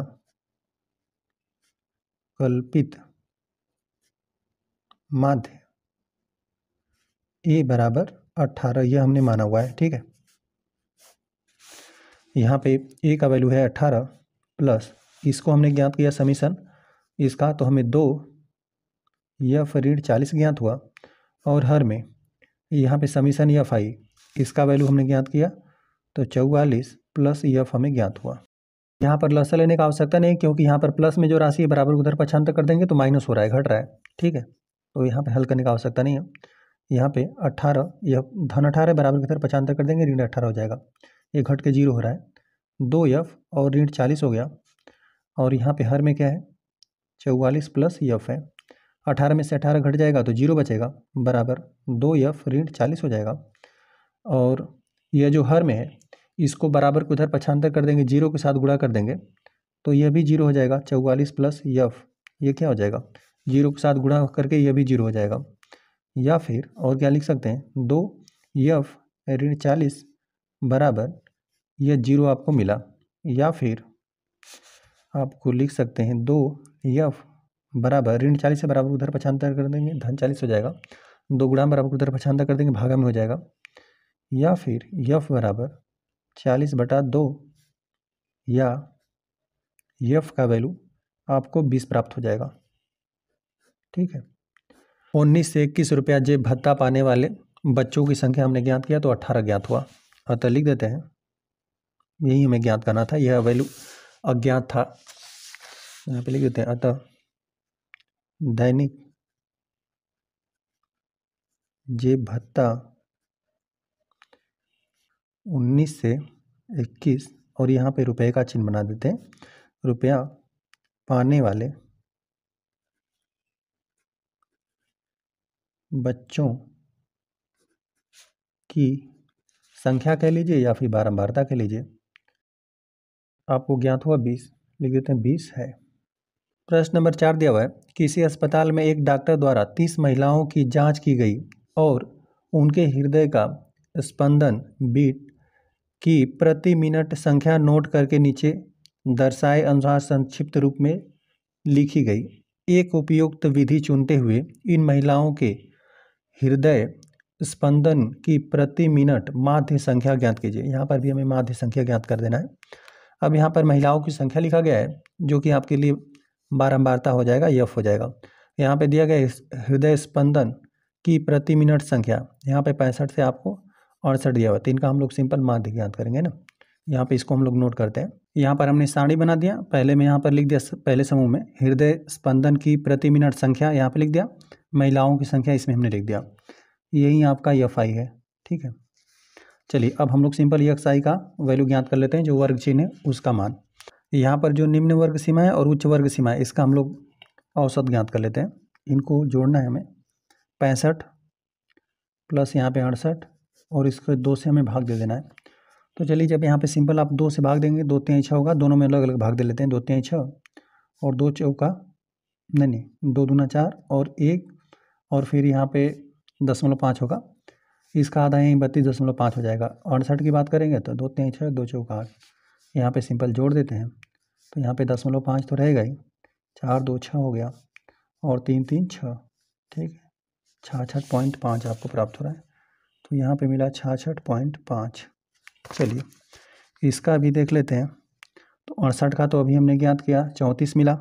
71 में यदि हम लोग 2 से भाग दें तो 2 3 6, ठीक है, 3 बार तो भाग चला जाएगा, यहाँ पे 11 हो जाएगा, 2 5 10, ठीक है, और फिर यहाँ पे 10 फिर आपको 5 मिलेगा, यहाँ पर 35 आपको 5 मिल रहा है, तो 0.5 हो गया, 5 4 9 हो गया, यहाँ पे 69 हो रहा है। ठीक है, चलिए यहाँ पे नोट कर देते हैं, 6 9 69.5। यहाँ पे इस संख्या में देख रहे हैं तो सिंपल 3 बढ़ रहा है। चलिए यहाँ पर 3 3 हम लोग बढ़ा देते हैं, इसका भी आप चाहें तो औसत ज्ञात कीजिएगा। यहाँ पर आपको 3 सिंपल जोड़ देते हैं तो यहाँ पर 72 हो जाएगा, यहाँ पे 72.5 मिलेगा, फिर यहाँ पे 3 जोड़ देंगे तो यहाँ पे 75.5 मिलेगा। इनका औसत, इनके औसत की बात करें तो 5 3 8 होगा, तो 78.5 मिलेगा। यहाँ पे 8 3 मतलब 8 में 3 जोड़ देंगे तो आपको सिंपल 81.5 मिलेगा, ये हो गया, और फिर यहाँ पे 84.5 मिलेगा। चलिए इसी को हम लोग कल्पित माध्य मान लेते हैं और यहाँ पे विचलन डी का वैल्यू ज्ञात कर देते हैं। डी आई बराबर यहाँ पे होता है एक्स आई और यहाँ पे ऋण ए रहता है, ऋण ए। चलिए तो यहाँ पर हमें इसमें से इसको घटाना पड़ेगा। ठीक है, घटाते हैं। यहाँ पे 75.5 में से आप पहले तो एक्स आई के स्थान पर यह प्रतिस्थापित कर देंगे, 66.5, तो यहाँ पर तो 0 हो जाएगा, यहाँ पे एक हासिल दे देगा, है ना, 15 हो जाएगा, 15 में से 6 घटा देंगे 9 मिलेगा। ठीक है, यहाँ पर 9 मिला। यहाँ पर एक आध बार और हल करते हैं, यहाँ पे दूसरे के स्थान पर 75.5 है, अब यहाँ पे 6 9 है, ठीक है, 0.5, यहाँ पे 6 9.5 है, यहाँ पर तो 0 मिलेगा, दशमलव बिंदु यहाँ पे। अब यहाँ पे एक हासिल देगा, 15 में से यहाँ पे 9 घटा देंगे तो 6 मिलेगा, अब यहाँ पे 0 बचा हुआ है तो यहाँ पर 6 बचा। यहाँ पर भी देख रहे हैं 3 घटते जा रहा है ना, तो यहाँ पे 3 घटा देंगे तो सिंपल आपको 3 मिलेगा। ठीक है, ये एक्स के स्थान पर आप 72.5 रखिएगा और ए के स्थान पर ये, ठीक है, 75.5, तो यहाँ पे 3 मिलेगा। यहाँ पर सेम वैल्यू है तो 0 हो जाएगा, और यहाँ पर ध्यान देंगे कि ये सभी वैल्यू आपको ऋणात्मक ही मिलेगा, है ना, क्योंकि यहाँ पर ए का वैल्यू अधिक है, ठीक है, ये सब वैल्यू कम है, तो ये सब ऋणात्मक मान है। चलिए अब यहाँ पर बात करेंगे तो आपको धनात्मक 3 मिलेगा, यहाँ पे 3 6 और फिर यहाँ पे सिंपल आपको 9 प्राप्त हुआ। यहाँ पर देख रहे हैं कि सब में 3 से भाग जा रहा है, आप चाहे तो 3 से भाग दे लीजिए। यच बराबर भी आप मान लेंगे, यू आई का भी वैल्यू ज्ञात कर लेते हैं, लिख देते हैं यक्स आई ऋण ए बराबर यहाँ पे यच वर्ग माप है और इसका वैल्यू हम सिंपल 3 मान लेते हैं। और चलिए यहाँ पर हम नीचे लिख भी देते हैं, यहाँ पे हम लोग को प्रश्न में दिया है ना, यहाँ पे इसका योगफल आपको, महिलाओं का योगफल आपको दिया हुआ है ना, 30 महिलाएं हैं, तो यहाँ पे समीशन एफ आई बराबर आपको 30 दे दिया गया, लिख देते हैं दिया है समीशन एफ आई बराबर 30 दिया हुआ है और बाकी इसको हम मान लेते हैं, ठीक है। माना कल्पित माध्य ए बराबर हमने 75.5 माना हुआ है, यह तब यहाँ पे लिख देते हैं, तब यहाँ पे विचलन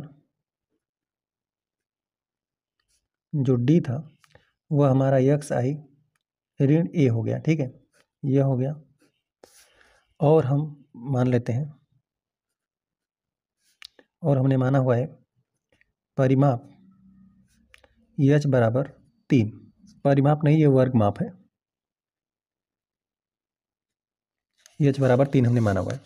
चलिए यहाँ पर 3 से हम लोग सब में भाग दे लेते हैं ना, यहाँ पर 3 से भाग दे देंगे तो ऋण 3 3 9, यहाँ पे संख्याएं और छोटी हो जाएंगी, है ना। आप चाहें तो यहीं पर भी एफ आई और डी आई का वैल्यू ज्ञात कर सकते हैं, ठीक है। अब इस पर ज्ञात किया तो और आसानी से हो जाएगा, यहाँ पे यह हो गया 3 दूना 6 हो जाएगा, यहाँ पे ऋण 1 हो जाएगा, यह 0 हो जाएगा, यहाँ पे 3 एकम 3, 3 दूना 6, 3 3 9, यहाँ पर सिंपल हमने भाग दे दिया, ठीक है। अब यहाँ पर सिंपल आप इनका गुणनफल ज्ञात कर लीजिए, है ना, you I into F I, ठीक है, इन दोनों का गुणनफल, 2 में 3 का गुणा कर देंगे, 3 दूना 6 हो जाएगा, यहाँ पे 4 दूना 8 हो जाएगा, यहाँ पे ऋण 3 हो जाएगा, 8 में 0 गुणा कर देंगे 0, और यहाँ पे 7 में 1 का गुणा कर देना है, 7 एकम 7, यहाँ पे 4 दूना 8 हो गया, यहाँ पे 3 दूना 6, ठीक है, यह हो गया। अब यहाँ पे सिंपल योग हमें कर देना है ना, तो योगफल कर देंगे ना, summation U I F I बराबर, यहाँ पे धन 6 और यहाँ पे ऋण 6 घट कर 0 हो जाएगा, और यहाँ पे धन 8 और ऋण 8 भी घट के 0 होगा, और यहाँ पे 0 को तो हटा ही देंगे, यहाँ पे धन 7 है और इसमें से 3 घटाना है तो 4 बचेगा, तो यहाँ पे केवल 4 बचा। अब लिख देते हैं आंकड़ों का माध्य यक्स बार बराबर ए प्लस, यहाँ पे यच, और यहाँ पे कोष्टक में लिख देते हैं, चलिए समीशन करके इसको लिखते हैं, ठीक है, summation U I F I और हर में समीशन एफ आई कोष्टक बंद, यक्स बार बराबर ए का वैल्यू कल्पित माध्य कितना है 75.5 है, प्लस प्लस प्लस यहाँ पे, इंटू यच का वैल्यू कितना है, यच हमने वर्ग माप कितना माना हुआ है 3, तो यह 3 हो गया। अब यहाँ पे गुणते हैं, अब इसका समीशन हमने 4 ज्ञात किया हुआ है और इसका हर में क्या है 30, ठीक है, यही है एफ आई का वैल्यू समीशन, यहाँ पे 75.5 है, प्लस अंश और को यदि 10 मतलब 3 से भाग देंगे, 3 एकम 3, 3 दहा में 30 हो गया, यह 10 हो गया, ठीक है।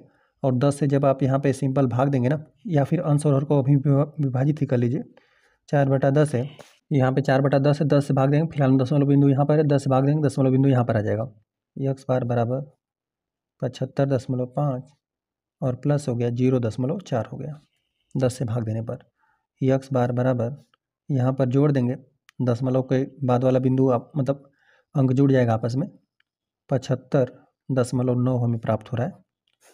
और यह है क्या, यहाँ पे यह प्रति जो महिलाओं के हृदय स्पंद की प्रति मिनट माध्य संख्या है, ठीक है। अतः लिख देते हैं महिलाओं के हृदय स्पंदन की प्रति मिनट माध्य संख्या 75.9 है, 75.9 है।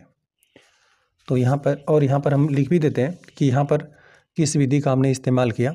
यहाँ पर u का वैल्यू हमने ज्ञात किया ना, तो ये पग विचलन विधि है, लिख देते हैं पग विचलन विधि द्वारा हल। ठीक है, तो सिंपल इस प्रकार से प्रश्न नंबर 4 भी हल हुआ। प्रश्न नंबर 5 दिया हुआ है, किसी फुटकर बाजार में फल विक्रेता पेटियों में रखे आम बेच रहे थे। इन पेटियों में आमों की संख्याएं भिन्न भिन्न थीं। पेटियों की संख्या के अनुसार आमों का बंटन निम्नलिखित है इस प्रकार से। आमों की संख्या 50 से 52, तो पेटियों की संख्या, ऐसी पेटियों की संख्या कितना है, 15 है। यहाँ पे 52 से 55 नहीं, 53 से 55 आमों की संख्या वाले पेटियों की संख्या कितना है, यहाँ पे 110। इसी प्रकार से आमों की संख्या दिया हुआ है, नीचे यहाँ पर पेटियों की संख्या लिखा गया। आगे दिया हुआ प्रश्न, एक पेटी में रखे आमों की माध्य संख्या ज्ञात कीजिए। आपको माध्य संख्या ज्ञात करना है। आपने माध्य ज्ञात करने के लिए किस विधि का प्रयोग किया, अभी बताना है ना। तो चलिए हम लोग यहाँ पे पहले तो इस सारणी को बनाते हैं और यहाँ पे ज्ञात करते हैं। यहाँ पर हमने सारणी बना दिया और एक समूह में लिख दिया आमों की संख्या, एक में लिख दिया पेटियों की संख्या। जो यहीं पेटियों की संख्या रहेगी यही आपका FI है, बारंबारता बता रहा है। जो पेटियाँ हैं उसमें आम है 50 से 52, ऐसी पेटियों की संख्या कितना है, यहाँ पे 15 है। तो इसी प्रकार से हम लोग पहले इसका यह वैल्यू ज्ञात कर देते हैं, जिसे वर्ग चिन्ह बोलते हैं। ठीक है, इसका वैल्यू ज्ञात कर देते हैं, इसका औसत ज्ञात करके। तो यहाँ पे दोनों को आपको आधा कर देना है, मतलब इनका योग करके 2 से भाग दे देना है। तो 50 का आधा 25 हो जाएगा और यहाँ पे 52 का आधा आपको 26 हो जाएगा। ठीक है, अब यहाँ पे 26 रहेगा, 6 5 11 को 1 हो जाएगा, हाथ से 1 बनेगा।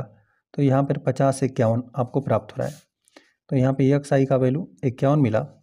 तो यहाँ पर हम लोग जोड़ देते हैं, 5 3 8 हो जाएगा और यहाँ पे 5 5 10 हो जाएगा। भाग देंगे 2 से, तो 5 4 54, यहाँ पर आपको मिल रहा है 54। तो यहाँ पे देख रहे हैं 3 बढ़ते जा रहा है। यहाँ पर जोड़ें तो 14 को 4 6 8 14 हो जाएगा, एक हासिल 5 5 10 1 11। अब यहाँ पर यदि 2 से भाग देंगे, 2 5 10 हो रहा है। ठीक है, 2 5 10 और फिर 1 8 4 14, तो यहाँ पे 7 हो जाएगा। तो 57 प्राप्त हो रहा है, यहाँ पे 57। यहाँ पे 4 3 7 देख रहे हैं, 3 3 बढ़ रहा है, हम 3 3 बढ़ा देते हैं। यहाँ पे 7 3 10 हो जाएगा। ठीक है, 60 हो जाएगा, फिर 3 63 हो जाएगा। यहाँ पर XI का वैल्यू हमने ज्ञात कर दिया। अब यहाँ पे सिंपल DI का वैल्यू ज्ञात कर देते हैं। तो यहाँ पे ये हो जाएगा XI ऋण A हो जाएगा। अब किसी को A मान लीजिए, यहाँ पे सिंपल A इसी को हमने मान लिया, यही कल्पित माध्य है। यहाँ हम विचलन D का वैल्यू ज्ञात कर रहे हैं। तो यहाँ पर हम ज्ञात करते हैं, यहाँ पर हो जाएगा 51 ऋण A का वैल्यू हमने माना हुआ है 57। तो यहाँ पे ऋणात्मक ही वैल्यू प्राप्त होगा, ऋणात्मक का वैल्यू अधिक है। तो यहाँ पे ऋण 6 आपको प्राप्त हो रहा है। यहाँ पर बात करें तो यहाँ पर 54 ऋण A का वैल्यू 57 है। तो यहाँ पे अंतर कर देंगे, 4 3 7 होता है। तो यहाँ पे ऋण आपको 3 प्राप्त होगा। देख रहे हैं 3 घटते जा रहा है ना, और यहाँ पर तो इसमें से यही घटा देंगे तो 0 मिलेगा। और यहाँ पर धन आपको 3 मिलेगा और यहाँ पर धन आपको 6 मिलेगा। यहाँ पर आप चाहें तो UI का भी वैल्यू ज्ञात कर सकते हैं, क्योंकि यहाँ पे देख रहे हैं प्रत्येक जो संख्या है उसमें 3 एक गुणनखंड है, 3 से आप भाग दे सकते हैं। तो UI बराबर XI ऋण A और बटा आप H लिख दीजिए। H का वैल्यू हम सिंपल 3 मान लेते हैं, 3 से भाग देंगे 3 दूना 6, 3 एक कम 3, यहाँ पर तो 0 ही होगा, 3 एक कम 3 और यहाँ पे 3 दूना 6। अब यहाँ पर हमें यह ज्ञात करना पड़ेगा। ठीक है, FI और UI का वैल्यू ज्ञात करना पड़ेगा। FI UI का वैल्यू हम लोग ज्ञात कर देते हैं, इनका गुणनफल कर देते हैं। तो यहाँ पे FI यही है, 15 दूना 30 हो जाएगा। तो ऋण आपको 30 प्राप्त हो रहा है, ऋण 30 मिल रहा है। और यहाँ पे ऋण 1 का गुणा कर देंगे तो ऋण 110 मिलेगा। चलिए, यहाँ पर 0 का गुणा कर देंगे तो यह तो 0 ही मिलेगा, और 15 में 1 का गुणा कर देंगे तो यह तो 115 ही मिलेगा। यहाँ पे 25 दूना 50 हो जाएगा। ठीक है, अब इनका सिंपल आपको योग करना है ना। तो योग कर देंगे तो ऋणात्मक राशि का मान यहाँ पे ऋण 140 मिल रहा है और धनात्मक राशि का मान यहाँ पे 100 यहाँ पर 60 हो जाएगा, 60 5 65 आपको प्राप्त हो रहा है। तो यहाँ पर चलिए इसको पहले लिख देते हैं 140, यहाँ पे घटा देते हैं इसमें से, तो यहाँ पर 5 हो जाएगा, यहाँ पर 2 हो जाएगा, 25 मिल रहा है। ठीक है, यहाँ पे लिख देते हैं, और वो भी धनात्मक का वैल्यू अधिक है, तो यहाँ पे समीशन लिख देते हैं, योगफल एफ आई यू आई। ठीक है, यू आई है, इसका योगफल हमने ज्ञात किया ना, कितना 25 प्राप्त हो रहा है। और यहाँ पे पेटियों की संख्या भी हमें जोड़ना पड़ेगा, यहाँ पे इनका भी समीशन लिख देते हैं। एफ आई बराबर, यहाँ पे जोड़ेंगे तो 5 5 10, यहाँ पर 20 प्राप्त हो रहा है। 20 को आपको 2 हासिल बनेगा। अब दाहिने का अंक जोड़ते हैं, यहाँ पे 2 1 3 3 3 6 हो गया, 7 8 9 10, फिर आपको 0 ही प्राप्त हो रहा है। ठीक है, यहाँ पे 10 को 0 हो गया, 1 हासिल बना। सैकड़े का अंक जोड़ते हैं, 1 1 2 1 3 1, यहाँ पे 4 हो गया। यहाँ पे पेटियों की कुल संख्या कितना है, 400 है। अब यहाँ पे हम लिख देते हैं, अब हम यहाँ पे पग विचलन विधि लिखते हैं ऊपर, पग विचलन विधि द्वारा हम लोग इसको हल कर रहे हैं, ये हमने ऊपर लिख दिया। चलिए लिख देते हैं, यहाँ सबका वैल्यू हम लोग लिखते हैं। कल्पित माध्य हमने यही माना हुआ है, ए कल्पित माध्य ए बराबर हमने माना था 57। तब यहाँ पर हमने विचलन का वैल्यू ज्ञात किया था, विचलन डी बराबर एक्स आई ऋण ए हमने ज्ञात किया था, तथा इन दोनों का वैल्यू हम लोग नोट कर देते हैं, तथा समीशन एफ, यहाँ पे बारंबारताओं का योगफल 400 है, यहाँ पे कामा समीशन एफ आई यू आई बराबर यहाँ पे 25 है। अब हम लोग फार्मूला लगा देते हैं, लिख देते हैं, आंकड़ों का माध्य बराबर, माध्य एक्स बार बराबर ए प्लस एच, और कोष्टक में समीशन एफ आई यू आई है, यू आई ये हो गया अंश में, और हर में समीशन एफ आई। कोष्टक यहाँ पर सिंपल हम बंद कर देते हैं, और यहीं पे लिख देते हैं माना वर्ग माप, यहाँ पे एच बराबर हमने 3 माना था।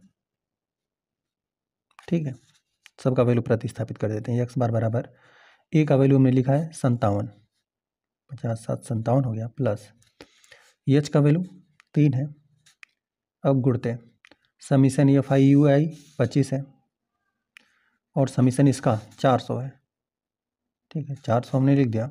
एक्स बार बराबर रहेगा 57 प्लस, यहाँ पे 3 गुणते 25 को अलग लिखते हैं, और हर में यहाँ पे 4 को अलग लिखते हैं, और 100 के गुणनखंड को हमने अलग लिख दिया।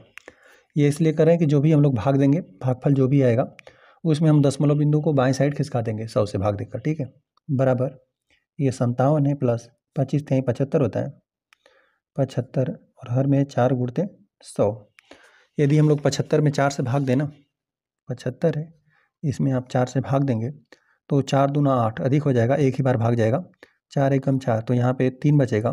ठीक है, और यहाँ पर 5, यहाँ पे 4 वाट है, 32 हो जाएगा, यहाँ पे 3 हो गया। दशमलव बिंदु आप सिंपल लगा सकते हैं, यहाँ पे 0, यहाँ पे 4 साते 28, यहाँ पर घटा देंगे 2 दशमलव बिंदु लगा चुके हैं, इसके कारण आप 0 लगा सकते हैं। 4 5 20, घटकर शेषफल 0 हो गया। भागफल आपको इतना ही प्राप्त हो रहा है, नोट करते हैं। एक्स बार बराबर 57, और प्लस, जब हमने यहाँ पर ना 75 में 4 से भाग देकर आपको बताया कि यहाँ पर 18.75 प्राप्त हो रहा है, लेकिन अभी आपको इससे भाग देना बाकी है ना, 100 से भाग देंगे तो बराबर यहाँ पे 57 प्लस, यहाँ पर 100 से भाग देंगे तो दशमलव बिंदु को बाएं साइड खिसका देगा 2 स्थान, तो यहाँ पे 0.1875 आपको प्राप्त हो रहा है। अब यहाँ पे हम दशमलव के 2 अंक तक ही लेते हैं ना, 2 अंक तक लेंगे। अब यहाँ पे देख रहे हैं जो तीसरा अंक है यह 5 से अधिक है, तो इसमें क्या कर देंगे, सिंपल केवल 1 जोड़ दीजिए। तो यहाँ पे एक्स बार बराबर 57, और प्लस यहाँ पे 0.1 यहाँ पे 9 लिख देंगे। ठीक है, और यहाँ पे जोड़ देंगे तो एक्स बार बराबर 57.19 मिला आपको। ठीक है, यह पेटी में रखे आमों का माध्य है, अतः लिख देते हैं पेटी में रखे आमों का माध्य 57.19 है। तो इस प्रकार प्रश्न नंबर 5 हल हुआ और इसमें हमने पहले लिख दिया कि कौन सी विधि का इस्तेमाल हमने किया था। पग विचलन विधि का हमने इस्तेमाल किया था, यहाँ पर हमने पहले ही लिख दिया। प्रश्न नंबर 6 दिया हुआ है, निम्नलिखित सारणी किसी मोहल्ले के 25 परिवारों में भोजन पर हुए दैनिक व्यय को दर्शाती है। यहाँ पर सारणी दिया गया है, एक यहाँ पे समूह में लिखा गया है दैनिक व्यय जो कि है रुपयों में, और नीचे यहाँ पर परिवारों की संख्या लिखा गया है। अब यहाँ पे दिया गया है कि 100 से लेकर 150 रुपया, यह 4 यहाँ पे परिवारों की संख्या लिखा गया है। यह दैनिक व्यय करते हैं 4 परिवार, ऐसे 4 परिवार हैं, ठीक है। और 50 से 150 से 200 रुपया प्रतिदिन भोजन में व्यय करने वाले यहाँ पे परिवारों की संख्या कितना है, 5 है। इसी प्रकार से आपको सारणी दिया हुआ है और यहाँ पे पूरा यदि परिवारों की संख्या का हम लोग योग करेंगे तो 25 आएगा, है ना। तो यही आपका यह फाई हो जाएगा। और चलिए हम लोग एक सारणी बनाते हैं और आगे प्रश्न दिया हुआ है कि एक उपयुक्त विधि द्वारा भोजन पर हुआ माध्य व्यय ज्ञात कीजिए। यहाँ पर भी आपको क्या कर देना है, जो भी आंकड़े दे दिए गए उसका आपको माध्य ही ज्ञात करना है। तो पहले हम लोग सारणी बनाते हैं। यहाँ पर हमने सारणी बना दिया। पहले समूह में हमने लिख दिया दैनिक व्यय जो कि है रुपयों में, यहाँ पर परिवारों की संख्या हमने लिख दिया, और जो कि आपको प्रश्न में पहले दे दिया गया है कि यहाँ पे इनका योग करेंगे, जोड़ेंगे भी तो इनका योगफल आपको 20 ही निकल कर आएगा, और यही आपका यह फाई है, ठीक है। यही बारंबारता है। यहाँ पर जो दैनिक व्यय रुपयों में है, यह ऊपरी वर्ग सीमा और निचली वर्ग सीमा करके दिया हुआ है ना, वर्ग अंतराल दिया हुआ है। तो हम लोग क्या कर देते हैं, पहले हम लोग वर्ग चिन्ह का वैल्यू ज्ञात करते हैं। सर्वप्रथम यहाँ पे एक्स आई का वैल्यू आप ज्ञात करेंगे जो कि है वर्ग चिन्ह। इसके लिए आपको क्या कर देना है, यहाँ पे ऊपरी वर्ग सीमा और निचली वर्ग सीमा का योग करके आपको 2 से भाग देना रहता है। तो यहाँ पर 100 और 50, इसका यदि आप योग कर देंगे, योग करके आपको आधा ही कर रहा है। 100 और 150 का जब आधा कर देंगे, 100 का आधा 50 होता है और इसका आधा आपको 75 मिलेगा, प्लस यहाँ पे 75 रहेगा, ठीक है। फिर यहाँ पे 7 5 12 125 आपको प्राप्त होगा, ठीक है। तो यहाँ पे इनका योग करके आप 2 से भाग देंगे तो 125 मिलेगा वर्ग चिन्ह। उसी प्रकार अब देख लीजिए यहाँ पे जो दूसरा वर्ग चिन्ह हमें ज्ञात करना है ना, तो यहाँ पे देख रहे हैं कि 150 है, तो यहाँ पर ये 200 बढ़ रहा है, तो यहाँ पर भी इसका वैल्यू 50 बढ़ा हुआ है, और यहाँ पर जो बढ़ा है ये भी 50 बढ़ा है, ठीक है। 50 प्लस 50 जो बढ़ा है उसका भी हमें आधा करना पड़ेगा, है ना, योग करके। तो इसका योग कर देंगे तो हमें 50 प्राप्त होगा। बार बार यहाँ पे क्या होगा, 50 जुड़ रहा है, मतलब सिंपल यदि आप एक बार वर्ग चिन्ह ज्ञात कर दिए, सिंपल आप क्या कर दीजिए, बार बार 50 इसमें जोड़ दीजिए, है ना। इसमें आप 50 जोड़ देंगे तो यहाँ पर आपको मिलेगा, यहाँ पे 25 इसमें जोड़ देंगे, 125 में आप 50 जोड़ देंगे तो 175 मिलेगा, ठीक है। फिर आपको 50 जोड़ना है, तो यहाँ पर तो 0 ही रहेगा, यहाँ पे 2 हो जाएगा और एक हासिल बनेगा। यहाँ पर जब आप 50 जोड़ देंगे ना, 175 में 50 जोड़ेंगे तो यहाँ पे इकाई अंक पे 5 रहेगा और यहाँ पे 5 रहेगा। 7 5 12 को 2, यहाँ पे 225 आपको प्राप्त होगा, 225 मिला। और फिर यहाँ पर आप 50 जोड़ देंगे तो इकाई स्थान पे आपको 5 ही मिलेगा, और 5 2 7 हो जाएगा, ठीक है। 5 2 7 हो गया और यहाँ पर 2 ही रहेगा। और जब फिर आप 50 जोड़ देंगे तो यहाँ पे इकाई अंक 5 ही मिलेगा, और यहाँ पे 7 5 12 को 2, एक हासिल बनेगा, इसमें जुड़ जाएगा, 325 मिलेगा। यहाँ पे सिंपल हमने वर्ग चिन्ह का वैल्यू ज्ञात कर दिया। अब हम लोग विचलन ज्ञात कर लेते हैं। तो यहाँ पर किसी को आप कल्पित माध्य मान सकते हैं, तो हम चलिए सिंपल इसी को हम लोग कल्पित माध्य मान लेते हैं। यहाँ पे लिख देते हैं डी आई कल्पित माध्य बराबर यक्स आई ऋण ए। जो यहाँ पे डी आई विचलन है, इसका यहाँ पे पहला वैल्यू क्या रहेगा, यक्स आई के स्थान पर आपको 125 प्रतिस्थापित करना है, ठीक है। यहाँ पे पहले मान की बात करेंगे तो यहाँ पे 125 और ए का वैल्यू तो हमने फिक्स कर दिया है ना, ए का वैल्यू यही है, इसी को हमने कल्पित माध्य मान लिया। इन मानों में से हम लोग किसी को भी कल्पित माध्य मान सकते हैं, जिसको भी आपको इच्छा हो, है ना। यहाँ पर 225 हमें प्रतिस्थापित कर देना है ना। तो यहाँ पर आपको मतलब घटाएंगे तो पहले इसमें से आप घटा दीजिए, 100 प्राप्त हो रहा है, ठीक है। यहाँ पर 0 मिलेगा, यहाँ पर भी 0 मिलेगा, 2 में से 1 जाएगा तो 1 मिलेगा, लेकिन यह वैल्यू क्या रहेगा, ऋणात्मक मिला। यहाँ पे यह ऋण 100 आपको प्राप्त हो रहा है। चलिए दूसरी बार यदि हम लोग प्रतिस्थापित करेंगे ना, 225 ही है, इसमें से हम लोग क्या घटा देते हैं 175 को, और जो घटा देंगे हम लोग जो वैल्यू आएगा वो वैल्यू ऋणात्मक ही हमें प्राप्त होगा। तो यहाँ पे 0 मिला, 12, तो यहाँ पे 5 मिला है, ठीक है। और यहाँ पे एक हासिल देने के कारण एक ही बचा हुआ, एक में से घटकर 0 हो जाएगा, तो यहाँ पर 50 प्राप्त हो रहा है। उसी प्रकार यहाँ पर आपको 0 प्राप्त होगा और यहाँ पर आपको धन 50 मिलेगा, ठीक है। और यहाँ पर आपको धन 100 मिलेगा। अब यहाँ देख रहे हैं कि विचलन के प्रत्येक मान में 50 से भाग जा रहा है ना, तो यहाँ पे डी आई के बाद हम लोग यू आई का भी वैल्यू ज्ञात कर देंगे। लिख देते हैं यू आई बराबर यक्स आई ऋण ए रहता है और हर में एच रहेगा। जो यहाँ एच है वर्गमाप, इसका वैल्यू हम लोग सिंपल 50 मान देंगे। तो यहाँ पर 50 से यहाँ पर यक्स आई ऋण ए जो यह डी आई है जो कि विचलन है, तो यहाँ पे प्रत्येक मान में हम लोग भाग देते हैं 50 से। तो यहाँ पे 50 दूना 100 हो जाएगा, यहाँ पर 2 मिलेगा, यहाँ पर आपको ऋण 1 मिलेगा, यहाँ पर आपको 0 ही मिलेगा। 50 में 50 से भाग देंगे तो एक ही बार में विभाजित कर देगा और यहाँ पर 2 बार में विभाजित करेगा। अब सिंपल हम लोग एफ आई इंटू यू आई को वैल्यू ज्ञात कर देते हैं। एफ आई इंटू यू आई, यहाँ पे इस वैल्यू को और इस वैल्यू को हम लोग को सिंपल गुणा करना रहता है। तो यहाँ पे 4 में 2 का गुणा कर देंगे, 4 दूना 8 मिलेगा, ऋण 8 हो गया। 5 में ऋण 1 का गुणा कर देंगे, ऋण 5 हो गया। 12 में 0 का गुणा कर देंगे, 0 ही आपको प्राप्त होगा। 2 में 1 का गुणा कर देंगे, 2 मिलेगा, 2 दूना आपको 4 मिलेगा। अब यहाँ पे जोड़ देते हैं, जो ऋणात्मक वैल्यू है 8 5 13 है, ठीक है। ऋण 13 है, धनात्मक वैल्यू कितना है, यह 6 है। विपरीत चिन्ह है, घट जाएगा। 13 में से 6 घटा देंगे तो 7 बचेगा, जो कि ऋणात्मक वैल्यू बचेगा।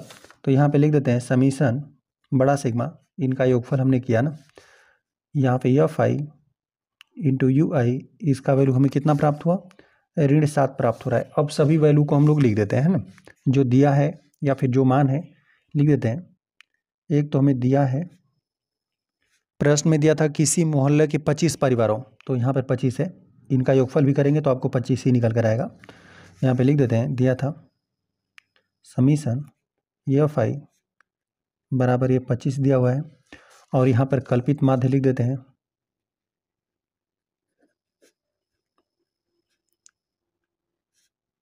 कल्पित माध्य जो ए था इसको हमने 225 माना था, और यहाँ पे विचलन लिख देते हैं। सबको यहाँ पे एक बार लिख दीजिए और यहाँ पे फार्मूला प्रतिस्थापित कर दीजिए, है ना। अब यहाँ पर हम लोग यू आई तक गए हुए हैं, ठीक है। केवल यदि यक्स आई तक ही मान हम लोग ज्ञात करते हैं तो उसे बोल देते हैं प्रत्यक्ष विधि, और इसे बोल देते हैं कल्पित माध्य विधि। यदि हम लोग डी आई तक पहुँचते तब यू आई तक यदि हम लोग पहुँचे हुए हैं तो यहाँ पर इसे पग विचलन विधि बोल देंगे, है ना। इसको हम लोग लिख देते हैं, और डी का वैल्यू हम लोग लिख देते हैं, जो डी है विचलन डी बराबर एक्स आई ऋण ए। यहाँ पर बाकी हमने सबका मान ज्ञात भी किया हुआ है, ठीक है। और लिख देते हैं तथा वर्ग माप जो यच है उसको हमने क्या माना था, 50 माना हुआ है। अब यहाँ पे लिख देते हैं आंकड़ों का माध्य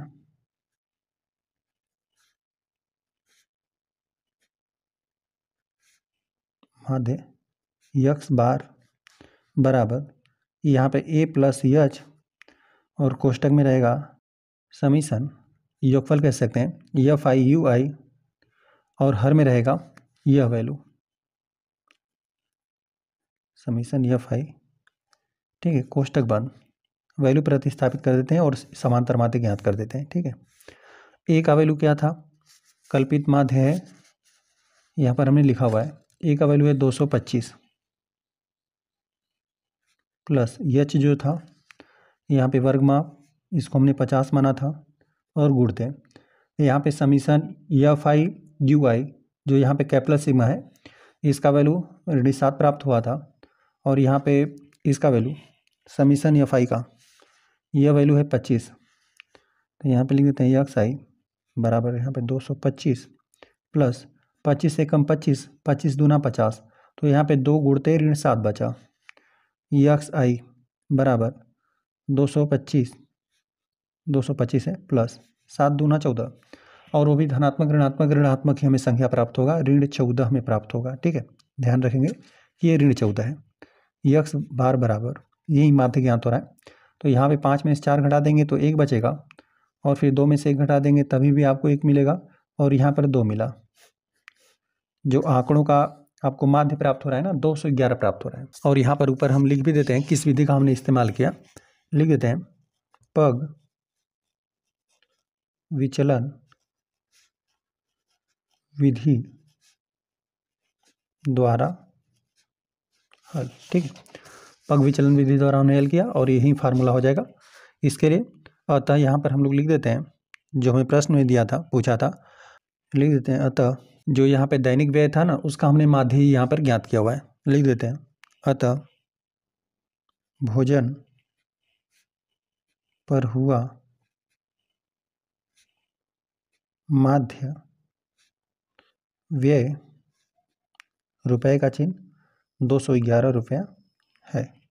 माध्य व्यय हमें यही प्राप्त हुआ 211 रुपया और यही इस प्रश्न का हल है। प्रश्न नंबर 7 दिया हुआ है वायु में सल्फर डाइऑक्साइड SO2 की सांद्रता भाग प्रति मिलियन में को ज्ञात करने के लिए एक नगर के 30 मोहल्लों से आंकड़े एकत्रित किए गए जिन्हें नीचे प्रस्तुत किया गया है। यहाँ पर सूची बनाकर प्रस्तुत किया गया है आंकड़ों को। यहाँ पे 30 मोहल्ले का इस्तेमाल किया गया है। यहाँ पे SO2 की सांद्रता लिखा गया है और यहाँ पे बारंबारता लिखा गया है ना। अब यहाँ पे 30 मोहल्लों के आंकड़ों को एकत्रित किया गया है। यदि हम लोग इसका योगफल कर देंगे ना, यही आपका बारंबारता है, FI रहेगा और इसका योगफल आपको दे दिया गया है 30। ठीक है, तो सिंपल हम लोग यहाँ पे सारणी बनाते हैं और यहाँ पर भी आपको माध्य ही ज्ञात करना है। वायु में SO2 की सांद्रता का माध्य ज्ञात कीजिए, है ना। चलिए हम यहाँ पर सारणी बनाते हैं। यहाँ पर हमने सारणी बना लिया और पहले समूह में लिख दिया SO2 की सांद्रता और यहाँ पर बारंबारता हमने लिख दिया। अब चलिए हम लोग पहले वर्ग चिन्ह XI का वैल्यू ज्ञात कर देते हैं। तो यहाँ पर जो भी ऊपरी वर्ग सीमा है, निचली वर्ग सीमा, इसको जोड़कर 2 से आपको भाग देना है। तो यहाँ पर 2 से इन दोनों का योग करेंगे, यह तो 0 ही है। इसमें 2 से जब आप भाग कर देंगे तो आपको यही 0.02 प्राप्त होगा। यहाँ पर देखते हैं कितना वृद्धि हुआ है। यहाँ पे जब इसका आप आधा करेंगे तो 0.02 मिला और यहाँ पर जब इसका आप आधा कर देंगे तो 0.0 आपको 4 मिलेगा, तो यहाँ पे 6 मिलेगा। 0.06 आपको प्राप्त हो रहा है ना। तो लिख देते हैं 0.06 हुआ। यहाँ पर देख रहे हैं बार बार आपको 4 बढ़ते हुए प्राप्त हो रहा है ना। यहाँ पर जो ऊपरी वर्ग सीमा है वो भी 4 बढ़ रही है और यहाँ पे जो निचली वर्ग सीमा है वो भी 4 बढ़ रहा है। तो जब आप 4 में 4 जोड़ देंगे तो 8 हो जाएगा और जब इसमें आप 2 से भाग देंगे जो बढ़ रहा है तो यहाँ पे इसका वैल्यू भैया आपको 4 ही प्राप्त हो रहा है ना। देख रहे हैं यहाँ पर देख रहे हैं कि सिंपल 4 बढ़ जा रहा है ना। 2 था, अब यहाँ पे 4 बढ़कर 6 हो गया। तो सिंपल इसी प्रकार से आपको क्या कर देना है, 4 बार बार जोड़ना है। चलिए यहाँ पर आप जब जोड़ देंगे तो यहाँ पे 6 4 10 हो जाएगा। तो यहाँ पर आपको 0.1 प्राप्त होने लगा। ठीक है, जब ये रहेगा ना 0.06 है। अब इसमें आप जोड़ देंगे 0.04 जोड़ देंगे ना तो यहाँ पे 6 4 10 को 0 हो जाएगा, हासिल यहाँ पे जुड़ेगा तो यहाँ पर आपको 0.1 मिलेगा। चलिए जब फिर आपको यहीं जोड़ना है, यहाँ पर भी आपको फिर 0.04 को जोड़ना है तो यहाँ फिर आपको 14 मिलेगा, मतलब 1 4 बोल देंगे उसे, 0.14 हो गया। और फिर इसमें 4 जोड़ दीजिए तो 18 हो जाएगा। 0.18 इसे पढ़ेंगे और यहाँ पे फिर 8 4 12, 0.22 हो जाएगा। यह 22 हो गया, मतलब 2 2 पढ़ देंगे इसको। अब चलिए XI का वैल्यू हमने ज्ञात कर लिया। अब किसी को आप कल्पित माध्य मान लीजिए। चलिए हम सिंपल इसी को मान लेते हैं कल्पित माध्य, इसी को हमने A मान लिया। अब यहाँ पे विचलन DI बराबर हो जाएगा XI ऋण A। यहाँ पर पहले मान की बात करें तो XI का वैल्यू यही है, 0.02 है। इसमें से A का वैल्यू आपको घटा देना है तो A यही है सबके लिए। यहाँ पे 0.1 है। ठीक है, इसमें से घटाकर जो भी आएगा इसको हम लोग यहाँ पे नोट कर देंगे। ठीक है, तो यहाँ पे यह वाला वैल्यू अधिक है तो इसी में से हम लोग घटा देते हैं। यहाँ पे 0.10 हमने लिख दिया और यहाँ पे लिख देते हैं 0.02 हमने लिख दिया। यहाँ पे 1 हासिल देगा 10, 10 में से यहाँ पे 2 घट जाएगा तो यहाँ पर 8 बचेगा। यही बचा, लेकिन ये बचेगा क्या, ऋणात्मक बचेगा। ठीक है, क्योंकि ऋणात्मक वाला मान यहाँ पे अधिक है तो यहाँ पे हो जाएगा ऋण, यहाँ पे 0.08 रहेगा। ठीक है, 0.08 रहेगा। और यहाँ पे सेकेंड वाले में बात करें तो XI के स्थान पर यह है ना। अब यहाँ पे इसको पहले ही हल कर लेते हैं। 0.10 में से हम लोग इसको घटा देते हैं। यहाँ पे 0.06 घटा देते हैं तो यहाँ पे 4 आपको प्राप्त होगा। ठीक है, तो यहाँ पे हल करने पर ऋणात्मक मिलेगा, ये वैल्यू 0.04 रहेगा। चलिए, और यह वैल्यू तो दोनों यहाँ पे सेम है। XI का भी वैल्यू यही है, A का भी वैल्यू यही है, कल्पित माध्य। तो यहाँ पे आपको 0 प्राप्त होने लगा। जब यहाँ पे इसमें से आप, है ना, अब यहाँ पे XI का वैल्यू यह है, इसके मान में से यहाँ पर कल्पित माध्य घटाएंगे तो सिंपल आपको यही प्राप्त होगा, 0.04 प्राप्त होगा। और यहाँ पर आपको 0.08 प्राप्त होगा और यहाँ पे 0.12 प्राप्त होगा। ठीक है, आप घटा कर देख लीजिएगा। यहाँ पर कल्पित माध्य का तो वैल्यू फिक्स है और EXI का वैल्यू बार बार यहाँ पे अलग अलग मानों के लिए चेंज हो रहा है। यहाँ पर हम देख रहे हैं कि विचलन के प्रत्येक मान में 4 से भाग जा रहा है ना, तो हम लोग 4 से भाग देकर यहाँ पे वैल्यू को हम लोग काफ़ी छोटा कर लेते हैं ना प्रत्येक मान को। तो यहाँ पर लिख देते हैं UI बराबर, यहाँ पे जो विचलन है EXI ऋण A और यहाँ पर ये हम लोग मान लेते हैं ना, जो कि है हम लोग का वर्ग माप। ठीक है, इसका वैल्यू हम लोग सिंपल 4 मान लेंगे। तो यहाँ पर यदि आप भाग देंगे तो ऋणात्मक 0.0, आप यहाँ पे 8 रहेगा तो 8 में 2 से भाग दें, 4 से, 4 दूना 8, 2 आपको प्राप्त होगा। और यहाँ पे जब 4 से आप भाग देंगे तो ऋण 0.01 प्राप्त होगा। 4 से हमने भाग दिया है, यहाँ पर तो आपको 0 ही प्राप्त होगा। यहाँ पर जब आप 4 से भाग देंगे तो यहाँ पे 0.01 प्राप्त होगा। यहाँ पर 4 से भाग देंगे 0.0, 4 दूना 8, यहाँ पे 4 तेई 12, 0.0, यहाँ पे 4 तेई 12 ना, तो यहाँ पे 3 मिलेगा। और यहाँ पर हम लोग बाद में नोट कर देंगे ये h के स्थान पर वर्ग माप हम लोगों ने 4 लिया हुआ है। ठीक है, अब यहाँ पे इन दोनों का हम लोग सिंपल गुणा कर देते हैं, यही हम लोग का बारंबारता FI, और इसका योगफल हमें प्रश्न में ही दिया हुआ है ना। FI बराबर आपको दिया हुआ है कि यहाँ पे 30 मोहल्लों के आंकड़ों को एकत्रित किया गया था। यह मोहल्लों की संख्या है जिनका योगफल आपको 30 दिया हुआ है प्रश्न में। अब इनका हम लोग गुणनफल ज्ञात कर लेते हैं, लिख देते हैं FI UI। तो यहाँ पे 4 से यदि आप गुणा कर देंगे तो 4 दूना 8 हो जाएगा। ठीक है, तो ऋण 0.0 आपको 8 प्राप्त होगा। और जब यहाँ पर आप 9 से गुणा कर देंगे तो आपको ऋण यहाँ पे 0.0 और यहाँ पे 9 में का गुणा कर देंगे तो 9 ही मिलेगा। अब यहाँ पे 9 में 0 गुणा कर देंगे तो गुणनफल 0 ही मिलेगा। और यहाँ पे 2 का गुणा कर देंगे तो 0.02 ही मिलेगा। यहाँ पे 0.4 दूना 8, तो यहाँ पे 0.8 आपको प्राप्त हुआ। सिंपल इन संख्याओं का हम लोग गुणनफल कर रहे हैं। और यहाँ पे 2 का 3 के साथ गुणा कर देंगे तो 6 ही मिलेगा। 0.03 दूना 6 मिला। अब इन सब का हम लोग योगफल कर लेते हैं। तो देखिए यहाँ पर 0.08 यहाँ पर धनात्मक भी है और साथ साथ यह वैल्यू ऋणात्मक भी है ना, तो ये आपस में तो घट के 0 हो जाएगा। और यहाँ पर बचा क्या, ऋणात्मक वैल्यू 0.09 बचा हुआ है ना, यह बचा है। और यहाँ पे यह तो 2 धनात्मक वैल्यू बचे हुए हैं। तो यहाँ पर इन दोनों का यदि योगफल करते हैं, यह तो धनात्मक ऋणात्मक घट के 0 हो गया यह मान, केवल यह वाला वैल्यू बचा है और यह वाला, इनको यदि जोड़ देंगे तो 6 2 8 हो जाएगा। तो यहाँ पे यह वैल्यू धनात्मक है, लिख देते हैं 0.0 या 8 बचा हुआ है ना, यहाँ पे घटा देते हैं, ऋणात्मक वाला वैल्यू का मान अधिक है, यही बचेगा। तो ऋण और यहाँ पे अंतर कर देंगे, 9 में से 8 घटा देंगे, 1 बचेगा, 0.01 बचा हुआ है। ठीक है, और यही आपको योगफल प्राप्त हुआ। लिख देते हैं बड़ा सिग्मा, यहाँ पे FI UI, इसका वैल्यू 0.01 लिखते हैं, दिया है। यह हमें दिया था कैपिटल सिग्मा FI का वैल्यू। यहाँ पर 30 मोहल्लों में SO2 की सांद्रता का आंकड़ा यहाँ पे एकत्रित किया गया था। तो यहाँ पे समीशन FI, इसका वैल्यू 30 दिया था, कामा यहाँ पे विचलन के लिए तो फार्मूला यही है, सिंपल XI ऋण A है। और यहाँ पे कल्पित माध्य लिख देते हैं, कल्पित माध्य A का वैल्यू हमने माना था 0.010 लिख देते हैं, ये हमने माना था। और तथा यहाँ पे वर्ग माप का वैल्यू हम लोगों ने 4 माना हुआ है ना, 4 से ही हम लोग भाग दे रहे थे। वर्ग माप H बराबर लिख देते हैं, हम लोगों ने 4 माना था और बाकी तो ये वैल्यू तो है ही। ठीक है, यदि इसको भी नोट करना है, चलिए इसको भी नोट कर देते हैं, FI UI बराबर है 0.01 है। अब यहाँ पे हम लोग सिंपल फार्मूला लगा देते हैं और चलिए यहीं पे लिख देते हैं। अब चूंकि हम लोग यहाँ पे UI तक वैल्यू ज्ञात किए हुए हैं ना, तो यह पग विचलन विधि कहलाया जाएगा। इसको पग विचलन विधि द्वारा हल करेंगे, लिख देते हैं, यहीं पे लिख देते हैं, पग विचलन विधि द्वारा हल। तो यहाँ पे आंकड़ों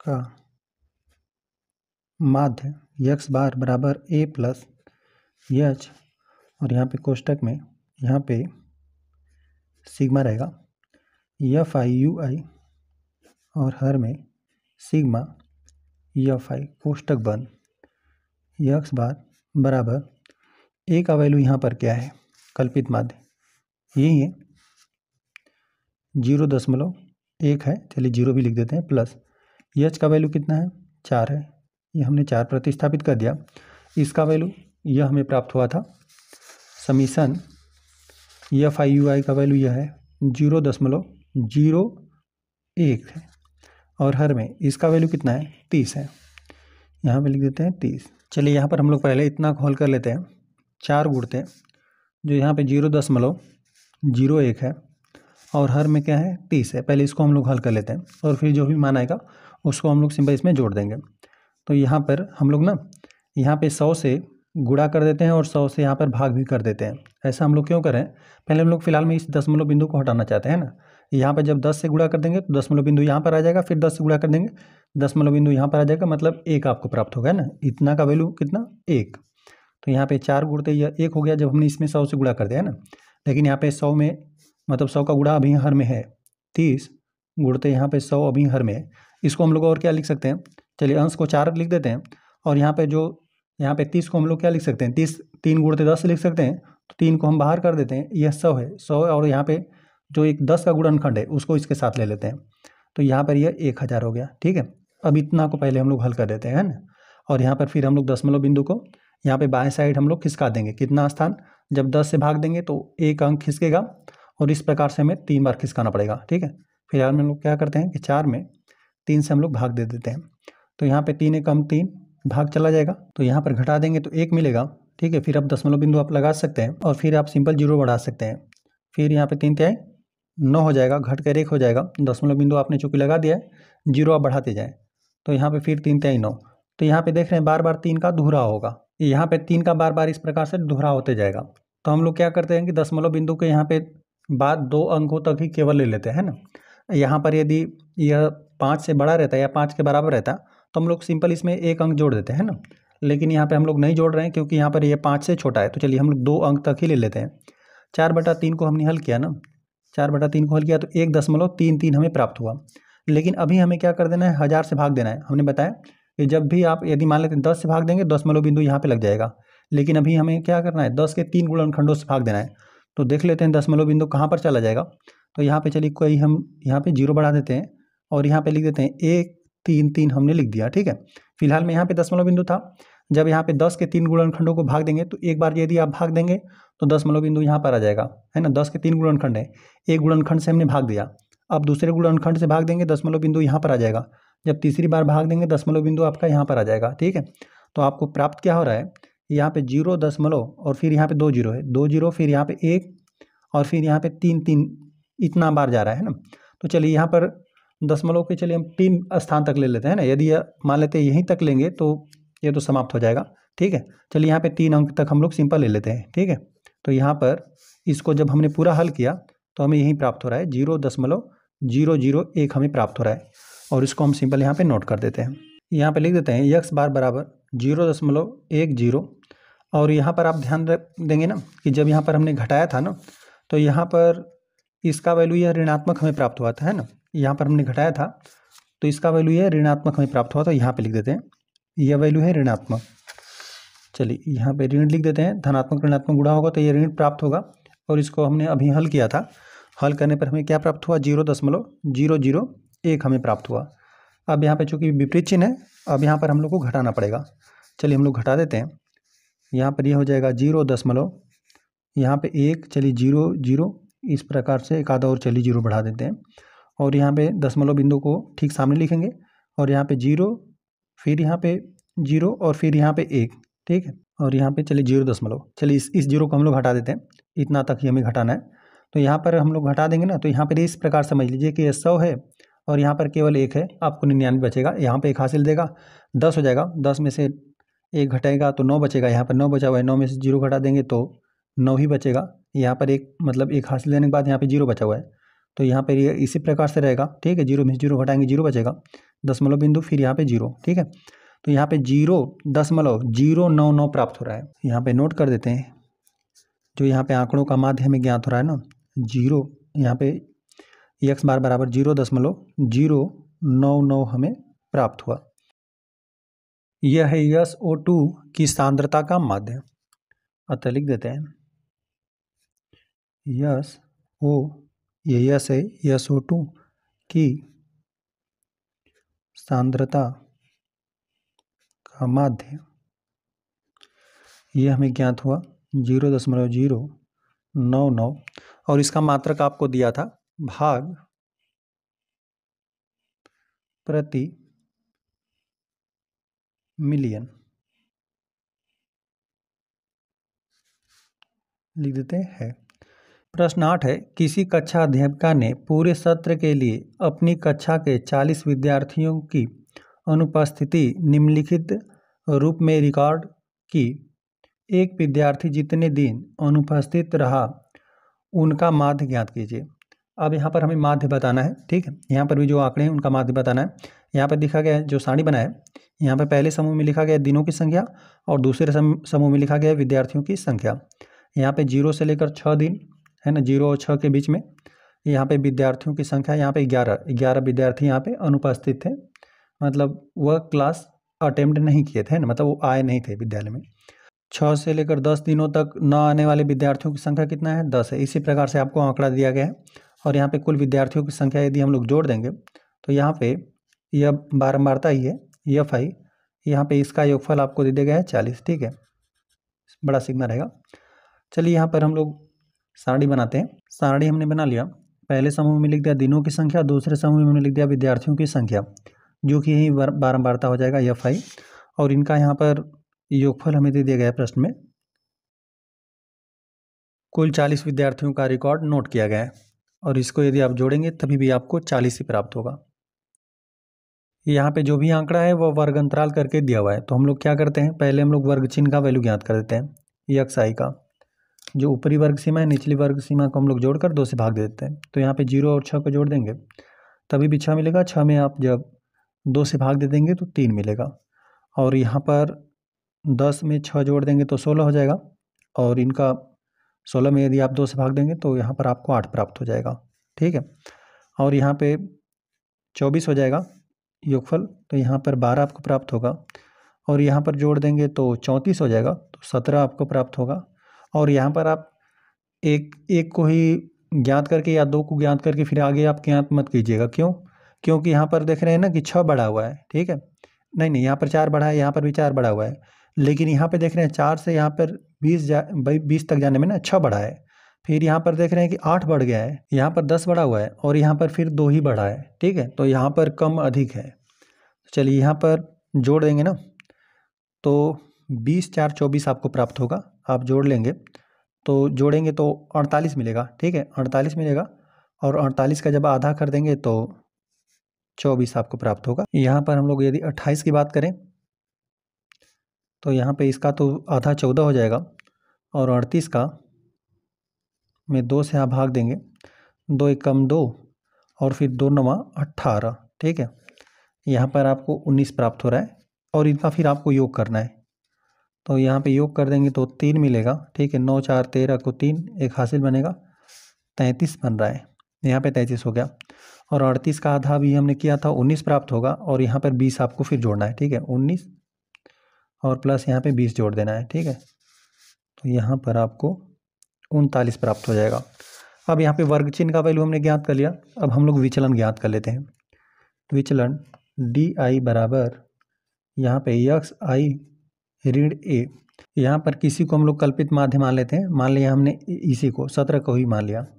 यहाँ पे 3 जो पहला वैल्यू रहेगा विचलन का, 3 ऋण यहाँ पे 17 हो जाएगा, ठीक है, ये एक्स आई के स्थान पर 3 है, और यहाँ पे जो ए है विचलन, नहीं कल्पित माध्य, ये यहाँ पे 17 है, अंतर कर देंगे तो यहाँ पे 4 3 7, यहाँ पे ऋण 14 आपको प्राप्त हो जाएगा।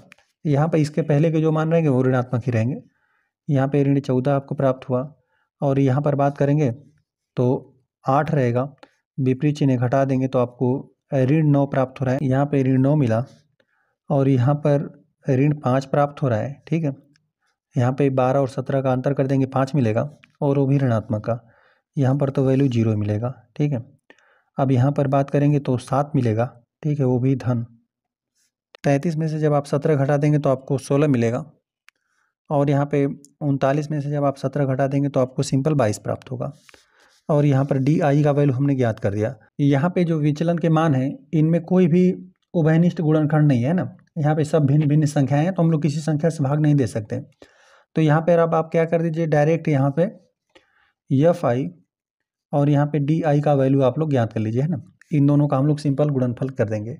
तो जो जो भी विधि रहेगी उसको क्या बोलेंगे, कल्पित माध्य विधि। यहाँ पर हमने एक माध्य की कल्पना की हुई है, तो यहाँ पर हम लोग कल्पित माध्य विधि से इसको हल कर लेंगे। यहाँ पर सिंपल इनका गुणा कर दीजिए, तो यहाँ पे गुणा कर देंगे तो ऋणात्मक ही संख्या मिलेगा। यहाँ पे 11 में 4 गुणा कर देंगे, 11 चौका 44 हो जाएगा, हासिल 4 बचा हुआ है। 11 में 4 जोड़ देंगे ना, तो 11 4 15 हो जाएगा, इतना प्राप्त हुआ। यहाँ पर गुणा कर देंगे धनात्मक ऋणात्मक की संख्या मिलेगा, 10 9 90, और यहाँ पे 7 5 35, ऋण 35 होगा। यहाँ पे 4 का 0 में गुणा कर देंगे, गुणनफल 0। यहाँ पे 7 चौक 28 या 4 7 28, ठीक है, 7 चौक 28 हो गया। सूरत यहाँ 48 होगा, सूरत यहाँ 48 हो जाएगा। और 22 में 1 का गुणा कर देंगे तो वही संख्या आपको प्राप्त होगा, 22 ही मिला, है ना। अब इन सब का आपको सिंपल योग कर देना है। चलिए हम लोग समीकरण लिख देते हैं, एफ आई डी आई। चलिए पहले इन्हीं संख्याओं को हम लोग जोड़ लेते हैं, है ना। यहाँ पे जोड़ देंगे, ऋण 154 है, 90 को जोड़ना है और यहाँ पे 35 को जोड़ना है। ये सभी ऋणात्मक वैल्यू है, तो यहाँ पे 5 4 9 हो जाएगा। और यहाँ पर बात करेंगे तो यहाँ पे 5 3 8, 8 2 16, 1 17 को 7, एक हासिल बनेगा जो कि इसके साथ जोड़ जाएगा, इतना प्राप्त हो रहा है। और इसका हम लोग योगफल की बात करें जो धनात्मक संख्या है, तो यहाँ पे 28 है, 48 है और यहाँ पे 22 है, ठीक है। 8 8 16, 17 18, एक हासिल बनेगा। तो यहाँ पर ये तो 8 हो गया, 8 1 9, 98 हो रहा है। चलिए यहाँ पे लिख देते हैं, घटा देंगे 1 मिलेगा और यहाँ पे एक हासिल दे देगा। 17 में से 9 घटेगा तो 8 बचेगा, 181 मिल रहा है, 181 मिला है। और यही ऋणात्मक वैल्यू था, ऋणात्मक वाले 80 का मान अधिक था, धनात्मक वाली का यहाँ पे कम था, तो ये जो मान बचा है ये ऋणात्मक ही है। ऋण यहाँ पे 181 लिखते हैं, दिया है, ये हम लोग को तो दिया था समीशन एफ आई का वैल्यू, बारंबारता का योग हमें दे दिया गया था 40। और चलिए यहाँ पे डी आई बराबर लिख देते हैं, जो विचलन डी आई है, एक्स आई ऋण ए कल्पित माध्य, जो हमने ए माना था यह माना हुआ है हमने 17, comma summation F I D I बराबर यहाँ पे ऋण 181 हमें प्राप्त हुआ। और यहाँ पे किसी को लिखने का आवश्यकता नहीं, सभी वैल्यू को हमने लिख दिया। अब यहाँ पे लिख देते हैं किस विधि से हम लोग हल कर रहे हैं, कल्पित माध्य विधि द्वारा हल। यहाँ पर फार्मूला हो जाएगा, आंकड़ों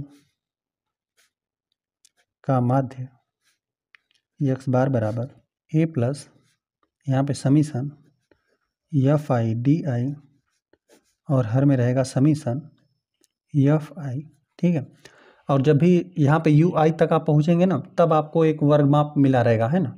तब यहाँ पे लिख देते हैं एच, और यहाँ पे ए प्लस एच और कोष्टक में रहता यहाँ पे एफ आई डी आई नहीं रहता, यू आई फिर रहता, ठीक है। तब यहाँ पे एच लिखते हैं, यहाँ पे वर्ग माप तक आप पहुँचे ही नहीं हुए, ठीक है। और इस विधि का नाम है कल्पित माध्य विधि। सबका यहाँ पे मान हम लोग प्रतिस्थापित कर देते हैं, एक्स बार बराबर ए का वैल्यू कितना है 17 प्लस यहाँ पे इसका योगफल हमें प्राप्त हुआ था ऋण 181। चलिए कोष्टक में करके लिखते हैं क्योंकि यहाँ पे चिन्ह चेंज है। और एफ आई का वैल्यू कितना है, हर में है 40। इसको और हल करते हैं, ये 17 हो जाएगा, धनात्मक ऋणात्मक गुणा होगा, ऋणात्मक हो जाएगा। और यहाँ पे लिख देते हैं 181 हो जाएगा, और हर में लिख देते हैं 4, और यहाँ पे 4 गुणते 10। 40 को हम लोग क्या लिख सकते हैं, 4 गुणते 10 लिख सकते हैं। 10 से हम लोग भाग देंगे, दशमलव बिंदु को एक स्थान हम लोग बाएँ खिसका देंगे। चलिए यहाँ पर हम लोग पहले 181 में हम लोग 4 से भाग दे लेते हैं। 181 में यदि आप सिंपल 4 से भाग दे देंगे ना, 4 चौका 16 हो जाएगा, घट कर 2 हो जाएगा 21, 4 5 20 हो गया, घट कर 1 प्राप्त होगा, दशमलव बिंदु लगा देते हैं ठीक है, दशमलव बिंदु हमने लगा दिया, एक जीरो बढ़ा देते हैं। 4 दूना 8 हो गया, घट कर 2 हो जाएगा, दशमलव बिंदु लगा दिया यहाँ पे 0, 4 5 20 हो गया। ठीक है, घट कर शेषफल आपको 0 प्राप्त हो गया, इतना ही प्राप्त हो रहा है। यहाँ पे लिख देते हैं x बार बराबर यहाँ पे 17 और ऋण का चिन्ह अभी 10 से भाग देना बाकी है, ये हम लिख देते हैं, जो कि हमें प्राप्त हुआ 45.25, लेकिन हर में अभी 10 है, 10 से भाग देंगे, यह दशमलव बिंदु यहाँ पर आ जाएगा। ठीक है, बराबर यहाँ पे 17, यहाँ पे ऋण 4 दशमलव बिंदु यहाँ पर आ जाएगा, 10 से हमने भाग दे दिया, 4.5 हो जाएगा, 2 5। चलिए यहाँ पर हम लोग घटा लेते हैं केवल, यहाँ पे 17 पे यहाँ पे 3 अंक तक 0 है, मतलब 3 अंक तक संख्या है, तो यहाँ पे तीनों अंकों तक हमने लिख दिया, 17.00 करके लिख दिया। यहाँ पे लिख देते हैं 4.525 हमने लिख दिया। यहाँ पर एक हासिल देगा, 10 में से 5 घटेगा 5, और यहाँ पर बात करें तो बचा हुआ है 9 में से जब आप 2 घटा देंगे तो 7 बचेगा। यहाँ पर बचा है 9 में से यहाँ पर 5 घटेगा तो 4 बचेगा, दशमलव बिंदु। ठीक है, अब यहाँ पर एक हासिल देने के बाद बचा हुआ है 6 में से 2 घटेगा तो 6 में से 4 घटेगा, 2 ही बचेगा और 1, इतना आपको प्राप्त हो रहा है। अब यहाँ पे देख रहे हैं दशमलव अंक के बाद यहाँ पे जो तीसरा अंक है यह 5 के बराबर है ना, 5 के बराबर रहेगा या 5 से अधिक रहेगा तो सिंपल आप 1 जोड़ देंगे यहाँ पे, है ना। यदि 2 स्थान तक लेना चाहते हैं तब, कम रहता तो छोड़ देते हैं, लेकिन यहाँ पे ये 5 के बराबर है या 5 से अधिक रहेगा तो इसमें 1 अंक जोड़ दीजिए, या फिर इसको आप क्या लिख सकते हैं 12.48 लिख सकते हैं। यहाँ पे लिख देते हैं जो समांतर माध्य आपको ज्ञात हुआ 12.48, अतः लिख देते हैं एक विद्यार्थी जितने दिन अनुपस्थित रहा उसका माध्य यहाँ पे 12.48 दिन है। इस प्रकार प्रश्न नंबर 8 हल हुआ। प्रश्न 9 दिया हुआ है, निम्नलिखित सारणी 35 नगरों की साक्षरता दर प्रतिशत में दर्शाती है, माध्य साक्षरता दर ज्ञात कीजिए। साक्षरता दर के लिए यहाँ पे सारणी दे दिया गया है जो कि है प्रतिशत में, 45 से 55% साक्षरता दर वाले नगरों की संख्या कितना है 3, 55 से 65 साक्षरता दर वाले नगरों की संख्या कितना है 10 है। इसी प्रकार से आपको सारणी दिया हुआ है, यहाँ पर माध्य साक्षरता ज्ञात करना है ना। चलिए यहाँ पर हम लोग सारणी को बनाते हैं। सारणी को हमने बना दिया, पहले समूह में लिख दिया साक्षरता दर जो कि है प्रतिशत में, और दूसरे में हमने नगरों की संख्या लिख दिया जो कि यही है आपकी बारंबारता F5। अब यहाँ पे नगरों की संख्या आपको, इनका योगफल आपको प्रश्न में दे दिया गया, तो यहाँ पे कैपिटल सिग्मा F5, इसका योगफल आपको दे दिया गया 35, जोड़ेंगे भी तो आपको 35 ही मिलेगा। अब यहाँ पे वर्ग अंतराल करके दिया हुआ है ना, तो यहाँ पर हम लोग क्या कर देते हैं कि ऊपरी वर्ग सीमा निचली वर्ग सीमा का योग करके आधा कर देंगे तो वही हमें वर्ग चिन्ह का वैल्यू ज्ञात हो जाएगा, जो कि जिसे अक्षाई से दर्शाते हैं। तो यहाँ पर 45 प्लस यहाँ पे 55 को जोड़ देंगे तो आपको 100 प्राप्त हो जाएगा, 100 का आधा कर देंगे तो आपको सिंपल 50 प्राप्त हो जाएगा। और यहाँ पर देखेंगे ना, जो यहाँ पे वर्ग अंतराल है, देखिए यहाँ पर 55 है, फिर 65, 75, फिर 85, फिर 95, इस प्रकार से हुआ है, बार बार 10 बढ़ रहा है ना, तो 10 यहाँ पर बढ़ेगा और 10 यहाँ पे देख लीजिए, यहाँ पर 45 से 55 हो जा रहा है, यहाँ पे 55 से 65, और यहाँ पर 10, यहाँ पर 10 बढ़ा है ना, 10 में 10 जोड़ देंगे तो 20 हो जाएगा, और 20 का जो आधा कर देंगे, जो बढ़ रहा है उसका जब आधा कर देंगे 10 हो जाएगा, तो यहाँ पर 10 जोड़ दीजिए।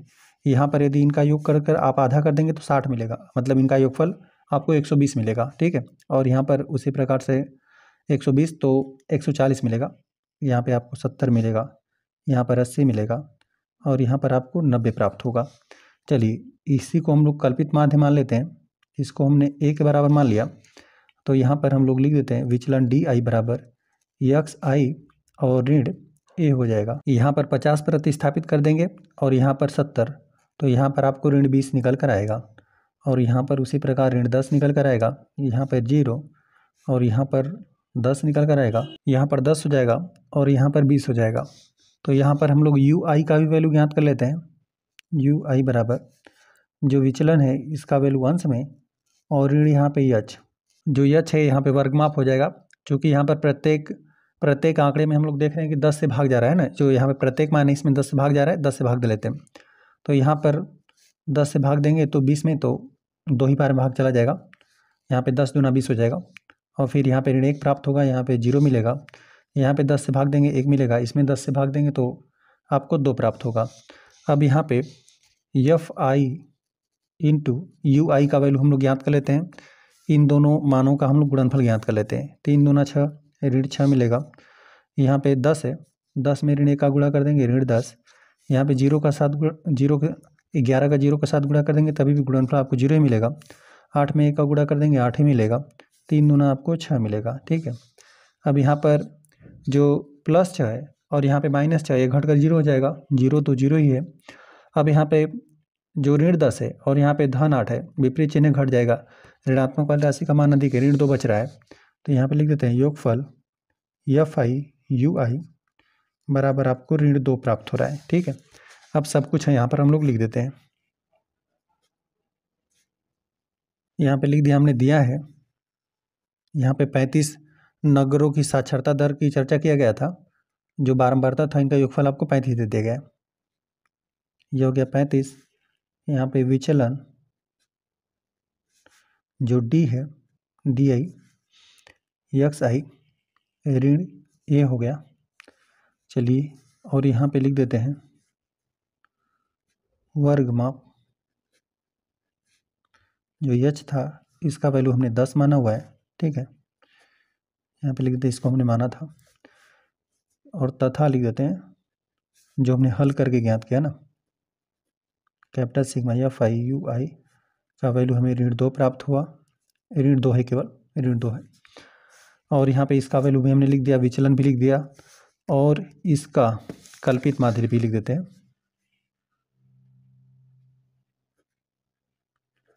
कल्पित माध्य ए बराबर जो कि हमने माना था 70। अब यहाँ पे हम लोग फार्मूला लगा देते हैं, लिख देते हैं ये पग विचलन विधि द्वारा हल होगा। पग विचलन विधि द्वारा हल। ठीक है, हल कर देते हैं, लिख देते हैं आंकड़ों का माध्य एक्स बार बराबर ए प्लस यहाँ पे एच भी रहेगा और कोष्टक में यह वैल्यू योगफल एफ आई यू आई अंश में और हर में योगफल एफ आई कोष्टक यहाँ पे बंद। एक्स बार बराबर ए का वैल्यू क्या है, कल्पित माध्य है 70 प्लस एच जो हमने माना था यह 10, तो यहाँ पे लिख देते हैं 10, और यहाँ पे गुणते यहाँ पे समीशन जो capital sigma F I U I इसका वैल्यू आपको ऋण 2 मिला है, तो यहाँ पे लिख देते हैं ऋण 2 कोष्टक में, और यहाँ पे हर में एफ आई इसका वैल्यू कितना है 35 है, यहाँ पे हर में लिख देते हैं 35। यहाँ पर ये हो जाएगा 70 धनात्मक ऋणात्मक गुणा होकर ऋणात्मक की संख्या आपको मिलेगा। यहाँ पे 10 दूना 20 ऋण 20 मिला, और हर में क्या है 35। अब अंश और 5 से विभाजित है, 5 चौका 20 और 5 सात 35, यही प्राप्त हो रहा है। एक्स बार बराबर 70 ऋण 4/7 मिला है। इसको हम लोग भाग दे लेते हैं। यहाँ पे 7 है और 4 में भाग देना है, भाग तो जा ही नहीं रहा है। 0 लगाकर हमने दशमलव बिंदु लगा दिया, ये 40 हो गया।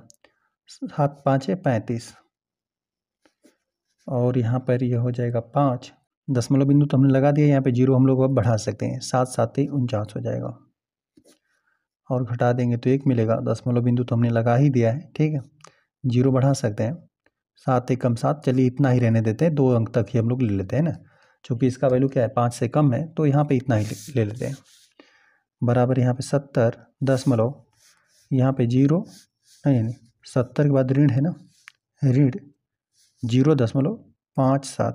ठीक है, इसको 4/7 को हल करने पर ये हमें प्राप्त हुआ। अब यहाँ पर हमें घटाना भी है, घटा देते हैं। 70 को यहाँ पे ये हो गया, और यहाँ पे 0.57 हमने लिख दिया।